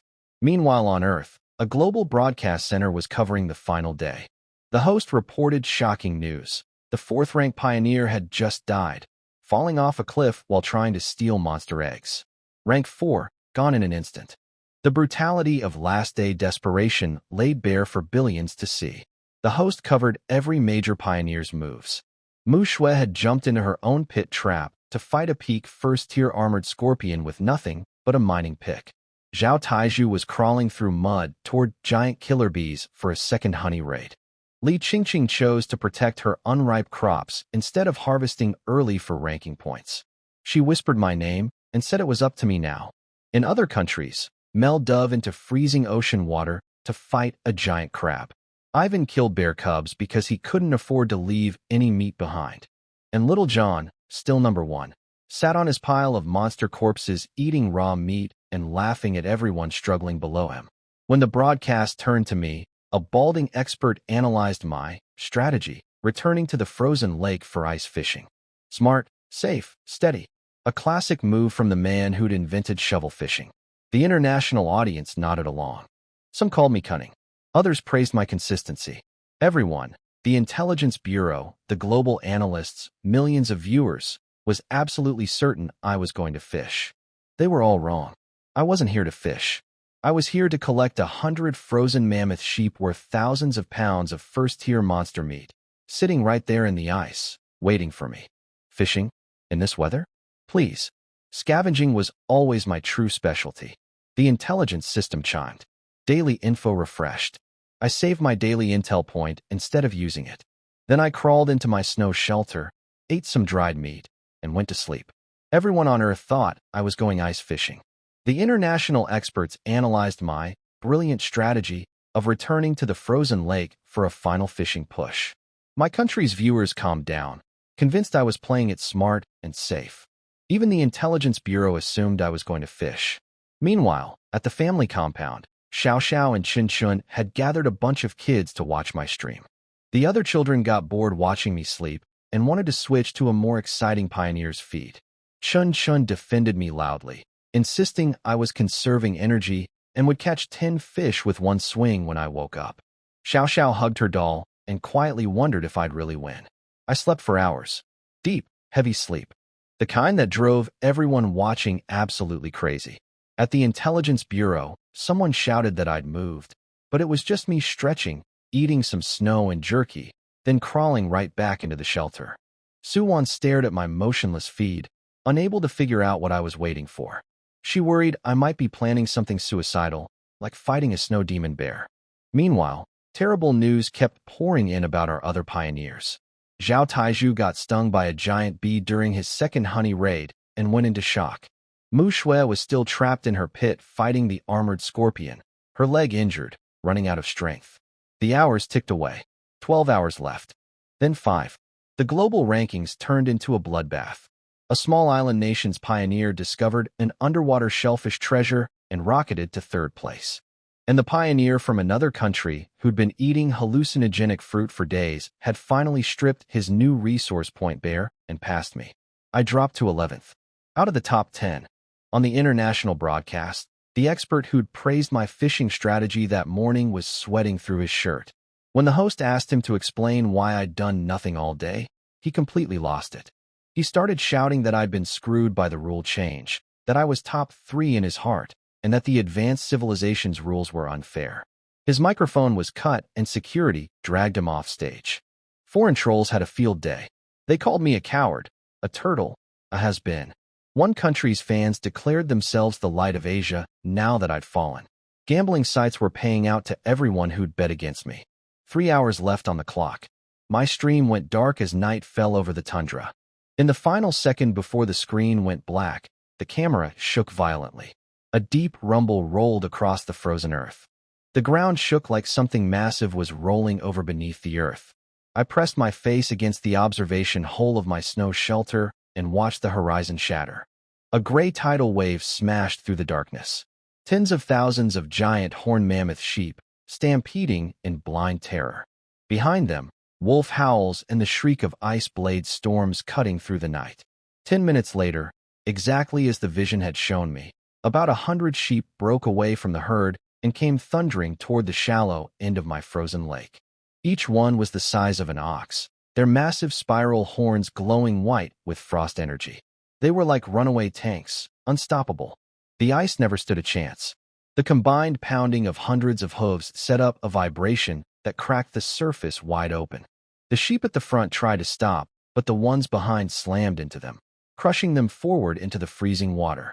Then came the part the vision hadn't shown me in detail. The drowning sheep panicked and activated their horn power, blasting frost shockwaves trying to break free. But underwater, those shockwaves did the opposite. They accelerated the freezing. The lake water hardened around them. Their movement slowed. Their eyes went dim with terror, and the terror made them blast more frost, which froze them faster. They scared themselves to death.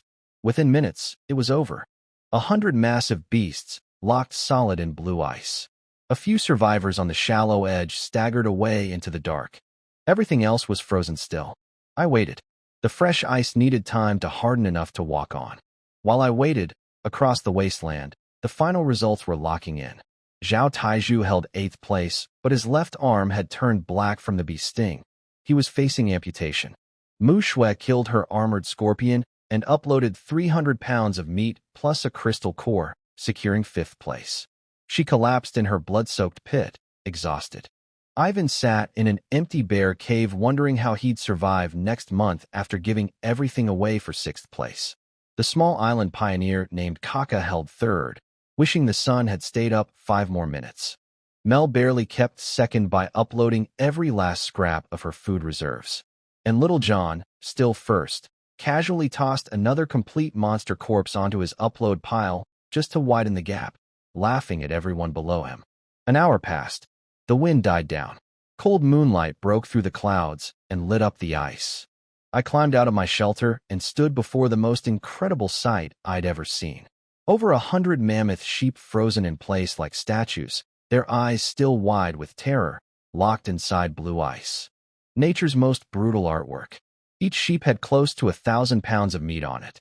Even if these were the old and weak ones from the herd, I was looking at hundreds of thousands of pounds of first-tier monster meat. I couldn't keep it all.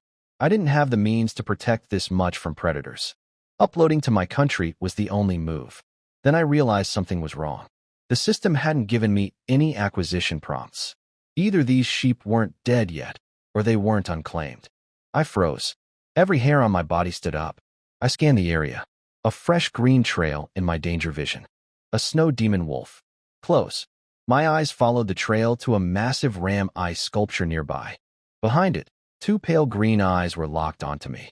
The wolf knew I'd spotted it. It lunged. The ground shook so hard I thought the world was splitting open. From my shelter, I watched tens of thousands of mammoth sheep come crashing through the darkness like a gray avalanche, wolves howling and ice blades screaming behind them.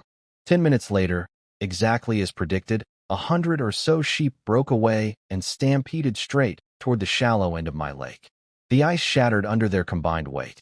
The front ones tried to stop, but the ones behind crushed them forward into the water. Then came the part one hadn't fully understood from the vision. The drowning sheep panicked and blasted frost energy from their horns, trying to break free. But underwater, that energy just froze the lake faster around them. Fear made them blast more. More blasting froze them quicker. They literally frightened themselves to death. I waited an hour for the ice to stabilize, then climbed out under the moonlight. Over 100 massive sheep frozen solid in blue ice, eyes still wide with terror. Each one close to 1,000 pounds. A fortune in monster meat. But when I stepped closer, no system prompts appeared. Either they weren't dead yet, or something else had claimed them first. My danger vision flashed. A fresh green trail. Behind a giant ram statue, two green eyes locked onto me. A snow demon wolf. Huge, shoulders at my chest height, 3 meters long, muscles like boulders under white fur.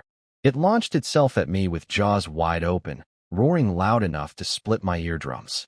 But my camouflage cloak bent the light around me. The wolf's jaws snapped shut 1/2 meter from where it thought I was standing. Divine gaze. Time slowed to a crawl. I saw every detail, the hatred in its eyes, the saliva on its fangs, the flare of its nostrils. I wound up my shovel with everything I had, twisting my whole body into the swing, and smashed the flat side right into its nose. The most sensitive spot on its face. Blood and snot exploded everywhere. The wolf's howl turned into a yelp. I didn't chase. I jumped backward. Good thing. Its steel-hard tail whipped through exactly where I'd been standing. 2 seconds later, the wolf shook its massive head, blood spraying from its nostrils, and its eyes refocused. On a normal day, that hit would have stunned any animal for minutes. This thing recovered in 2 seconds. That was wasteland biology. But I was already gone. Cloak activated, breath held, body dissolved into the swirling snow. The wolf couldn't smell me. I'd damaged its nose. It couldn't see me. The cloak bent light around me. Its eyes swept the area and locked onto the only visible object, my shovel, planted upright in the snow 5 meters away. Bait. The wolf charged. Its massive jaws clamped down on the metal blade so hard it left deep tooth marks in the alloy steel. That's when the air to its right rippled like water. A white bone spike materialized from nothing, growing larger and larger in the wolf's widening eye. It tried to dodge, but I'd already seen every possible escape route through divine gaze. There was nowhere to go. I drove the bone dagger straight through its right eye and into its brain. Then I pressed my chest against the handle and twisted. The wolf let out one wet, broken sound. Its dying thrash flung me into a frozen sheep statue. Then 3 meters of apex predator collapsed onto the ice and went still. I lay there gasping. The whole fight, the decoy, the invisibility, the killing strike, looked simple. But I'd rehearsed encounter scenarios 1,000 times in my cave, shadow fighting against empty air. Without the cloak, without divine gaze, without my improved body, I'd be dead 10 times over. The system notifications crashed through my mind like a waterfall. 1 rare grade snow demon wolf. 36 good quality mammoth sheep. 78 normal quality mammoth sheep. 7 good quality baby sheep. 121 creatures total. Each adult sheep was worth at least 30,000 yuan on Earth. At 10,000 times multiplier, that was 300 million per sheep. I climbed on top of a frozen ram and looked out across the moonlit field of ice statues. No other trails in my danger vision. Everything was mine. I'm actually rich this time. With 1 hour left on the clock, the apocalypse bearer designations appeared on every pioneer's ranking screen. Gold and red badges materialized next to names around the world. Little John got his, naturally. Mel got hers. Kaka got his. And on our country's board, the badge didn't appear next to Mu Shui at 5th place. Not next to Zhao Taizhu at 8th. It appeared at 13th place, next to my name. Mu Shui saw it and exhaled. She'd nearly died fighting that scorpion, thinking the title might be hers. But she understood.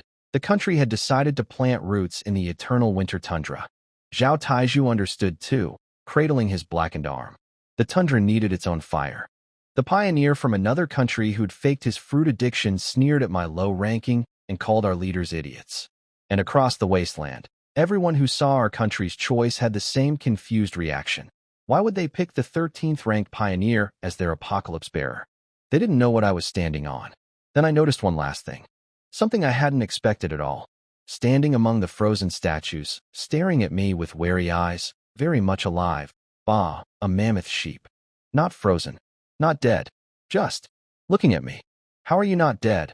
I muttered, staring right back. While checking the frozen statues, I found a survivor. A baby mammoth sheep, only half my height, still covered in baby fur, shaking like a leaf. Its hooves were frozen into the ice, and it couldn't pull free. The cold was killing it slowly. Its mother must have shielded it at the very last moment, using her own body to block the worst of the freezing blast. That's the only explanation for why this little one was still breathing. It looked up at me with big, wet eyes full of fear. Fine. You get to live. I chopped the ice around its hooves with my shovel. The little thing seemed to understand I was helping. It didn't try to headbutt me, though I kept my guard up. Once free, it jumped onto solid ice and trotted over to a frozen adult sheep nearby, bleating softly at the statue. I gave it a few minutes to say goodbye. Then I checked the rankings and saw the golden red badge next to my name.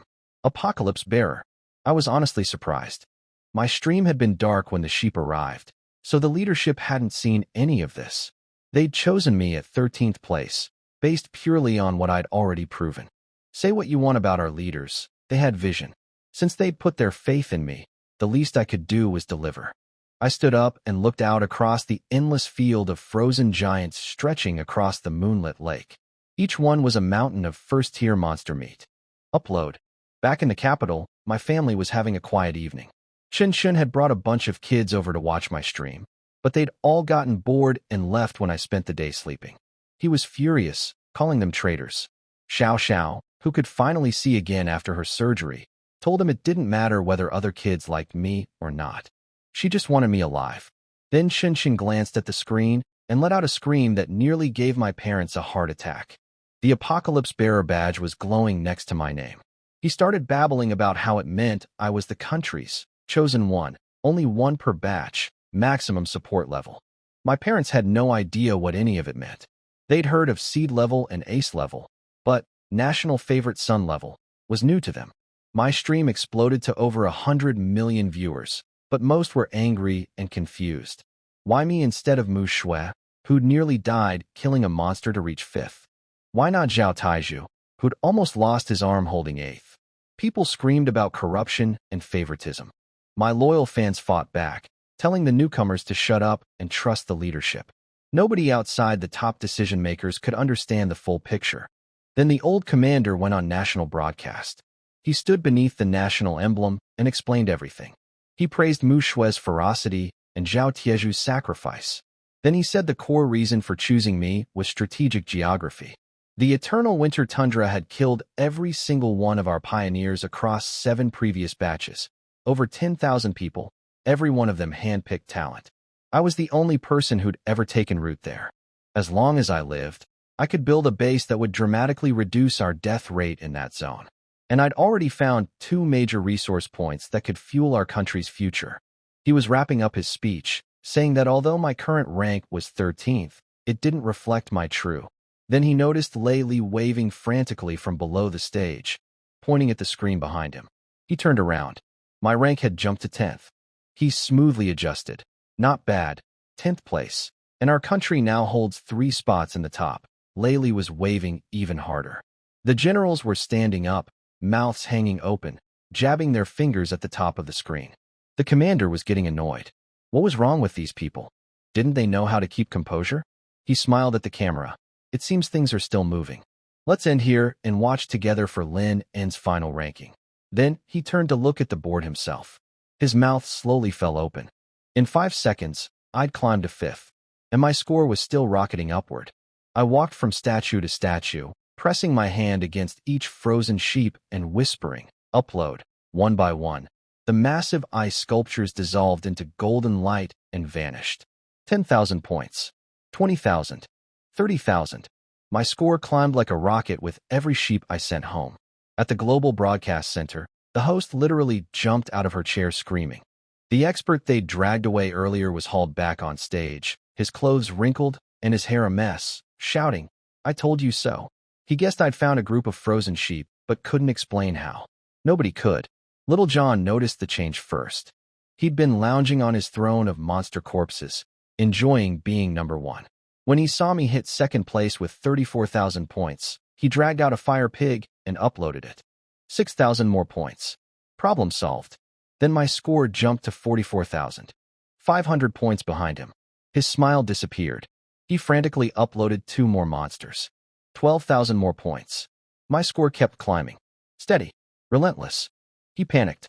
He threw everything he had onto the upload. Every single monster corpse he'd been saving for food. 83,000 points in one massive dump. His total hit 139,000. He collapsed on the ground, gasping, grinning with desperate relief. See the gap? That's depth. That's power. 1 second later, the number 1 slot changed hands. Linen, 144,000. And still climbing. 10,000 points per second. His face went through every emotion a human face can make. Laughter, shock, anger, fear, disbelief, helplessness, and finally just nothing. Completely blank. He'd spent an entire month in a resource-rich paradise, hunted monsters every day, built up the biggest stockpile of any 8th batch pioneer. And it wasn't even close.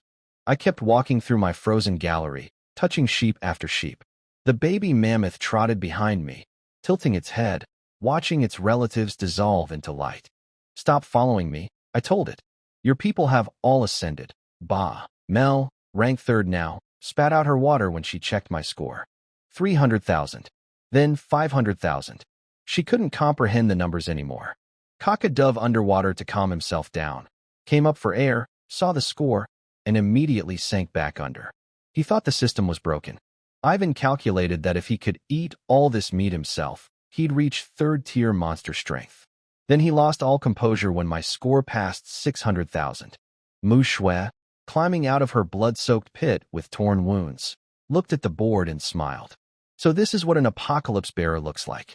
I didn't lose unfairly. Zhao Taiju, half delirious from his poisoned arm, thought he was hallucinating. He checked 3 times, confirmed it was real, then spat on the ground and laughed through tears. Compared to this guy, I'm in kindergarten. The pioneer from another country who'd sneered at my low ranking stared at the screen until his mind broke. 1,000,000 points? In 1 month? That was veteran-level output from pioneers who'd survived for years. Every pioneer across the wasteland, whether in jungles, deserts, or islands, had the same thought. Are we even in the same world as this guy? And I just kept walking, hand touching ice, sheep vanishing in a golden light, score ticking upward like a clock that would never stop. 800,000. 900,000. Still going. I walked through the frozen lake, hand after hand, sheep after sheep, uploading them all. Each massive beast dissolved into golden light and vanished. My score climbed and never stopped. Back on Earth, my stream was so flooded with viewers that the chat became a solid wall of text, just my name, repeated millions of times. Every family, every neighborhood, every city in our country erupted with cheering. People were asking their relatives to pinch them to prove they weren't dreaming. At the strategy meeting, Laylee jumped onto her chair and started pumping her fists in the air, screaming herself hoarse. The old commander's teacup was shaking in his hand. He slammed the table and kept saying, "Good, good." Generals were loosening their collars, faces red, voices cracking. Behind them, Suwon quietly took off her glasses and wiped away tears she couldn't explain. At the Global Broadcast Center, the host was losing her mind on live television. The expert they dragged back on stage was vindicated and loving every second of it. Little John watched his untouchable lead evaporate. He uploaded everything, every single monster corpse he'd been saving. 83,000 points dumped at once. His total hit 139,000. 1 second later, I passed him. 144,000. Still climbing. He went through every stage of grief in 2 minutes. The guy who'd sat on his meat throne laughing at the world now had nothing left to upload and nothing left to eat. His stockpile was gone. His lead was gone. My score hit 200,000. 300,000. 500,000. 800,000. 1,000,000. Every pioneer in the wasteland was watching with their jaw on the floor. Cock-a-dove underwater to calm his nerves. Came up, saw the number, and went right back under. Ivan lost all expression. Mu Shui smiled from the bottom of her bloody pit and said she hadn't lost unfairly. Zhao Taiju, half poisoned and delirious, checked 3 times to make sure he wasn't hallucinating, then cursed and cried at the same time. Then the Western experts tried to fight back. They said I was just a lucky scavenger who'd stumbled onto dead sheep. Anyone's grandmother could have done it. Little John was a real warrior. I was a glorified janitor. Their arguments lasted about 30 seconds. Because right after uploading the last sheep, I uploaded one more thing. A complete 3-meter-long snow demon wolf, a rare-grade apex predator with a bone dagger driven straight through its eye into its brain. The broadcast center went dead silent. A military analyst was brought in to examine the kill. He confirmed the wound pattern matched my bone weapons perfectly. He said snow demon wolves were among the smartest, most dangerous first-tier predators in existence, capable of crushing armored crocodile skulls with one bite. He announced that I'd shattered the previous record for earliest wolf kill by a massive margin, a record held by a legendary pioneer who'd taken over 3 years to achieve it. The Western experts who'd called me a lucky janitor had nothing left to say. The slap echoed around the world. Then the chat exploded with one word in every language. Ling. Lin. No amount of luck kills a top-tier predator in close combat. Every adult watching understood that. I'd made history for my country and for humanity. The baby mammoth sheep was still following me around the whole time, watching its relatives dissolve into light one by one. Stop staring, I told it. They've all gone to a better place. Bah. Then the final system announcement rang out across the entire world. The contest was over. Rankings were locked. Rewards were being distributed. Starting from 10th place. The rewards started rolling out from 10th place upward. Even the dead pioneer from another country, who'd fallen off a cliff, had held on to 10th place with his pre-death uploads. His country got a 1% environment boost, enough to bring a trickle of water to their desert heartland. His people mourned him as a hero. Zhao Taiju got 9th. A supply crate crashed near him in the jungle. He dragged himself over with his blackened, dying arm and drank the rare, healing potion inside. The dead tissue peeled away, and pink new flesh grew back before his eyes. No amputation needed. Back home, temperatures rose 3 degrees, and the bitter northern winds softened. People were crying with gratitude. Mushui got 6th.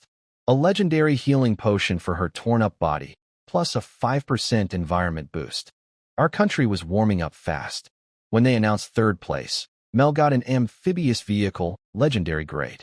Her entire island nation's weather cleared instantly, rain and fog replaced by sunshine. 2nd place went to Little John, Titan battle armor. His country's polluted lakes cleaned up overnight. But his fans were bitter. They'd expected 1st place. Armor wasn't as exciting as a weapon. Some were demanding the system check me for cheating. Then my name appeared at the top. 1st place, the Overlord Bow, legendary grade, and 40% natural environment improvement for my country. A massive rainbow pillar of light slammed down from the sky into our nation. The brutal northern winters vanished. Ice melted along the northern rivers. Flowers bloomed. The southern heat cooled to perfect spring weather year-round. People who'd been shivering in heavy coats suddenly realized they were sweating. Old people stopped wheezing. Water quality became the best in the world overnight. Combined with the boost from Zhao Taiju and Mu Shui, our country shot back up to the top tier globally. People were dancing in the streets, crying, hugging strangers. At the strategy meeting, the old commander gave a speech with tears in his eyes. He said the reason we'd never abandoned any of our people, even when it hurt our rankings, was exactly why heroes like us emerged.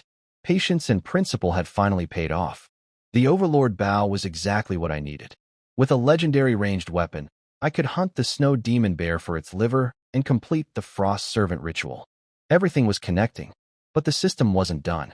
A special announcement echoed across the entire world. My total score of 1.18 million exceeded the combined scores of 2nd place through 100th place. All of them put together. This triggered a hidden achievement. Mythical Gap, rewards beyond legendary. Mythical Grade. 1st reward, a mythical title called Resource Sovereign. I could now upload any resource I collected at any time, from any location, once per day. No more waiting for upload windows. No more rushing back to base. Whenever and wherever I wanted. 2nd reward, a mythical grade survival blind box. The world went completely silent. Then it exploded. Every national leader, every military commander, every analyst on Earth understood what had just happened. The daily upload restriction had been the single biggest bottleneck for every pioneer since the beginning. I'd just broken free of it entirely. And somewhere on a frozen lake, surrounded by empty craters where 100 sheep used to be, with a baby mammoth trotting behind me, I stared at the golden text floating in my vision and let out a long breath. Not bad for a guy who started by eating frozen moss. A mythical-grade survival blind box and a title called Resource Sovereign. The ability to upload any resource I'd collected, anytime, anywhere, once per day. No more dragging heavy kills back to base. No more wasting thousands of pounds of berries because I couldn't carry them. This changed everything. 2 streaks of light tore across the night sky. The colorful one, the mythical blind box, vanished into the distance, landing somewhere far away. The golden one, my overlord bow, came screaming straight down and slammed into the center of my frozen lake like a missile. The explosion was enormous. Meters thick ice shattered like glass. A tower of water and broken ice shot into the sky. When everything settled, there was a 10-meter-wide hole in the lake. My legendary weapon had sunk to the bottom. I stood at the edge of the crater, frozen in disbelief. The baby mammoth sheep next to me was shaking too, but from fear, not cold. I had to go get it. My body could handle the dive. 10 minutes underwater was no problem now, and the water below the ice was actually warmer than the surface air. I just needed to find the exact location first. I asked the intelligence system for today's survival info, expecting coordinates for the bow. Instead, the first thing it showed me was something unexpected, the baby sheep standing right next to me. It said the mammoth sheep could be tamed by feeding it 2 rare-grade plant resources. Once tamed, it would produce rare-grade horns, good quality wool, and good quality meat.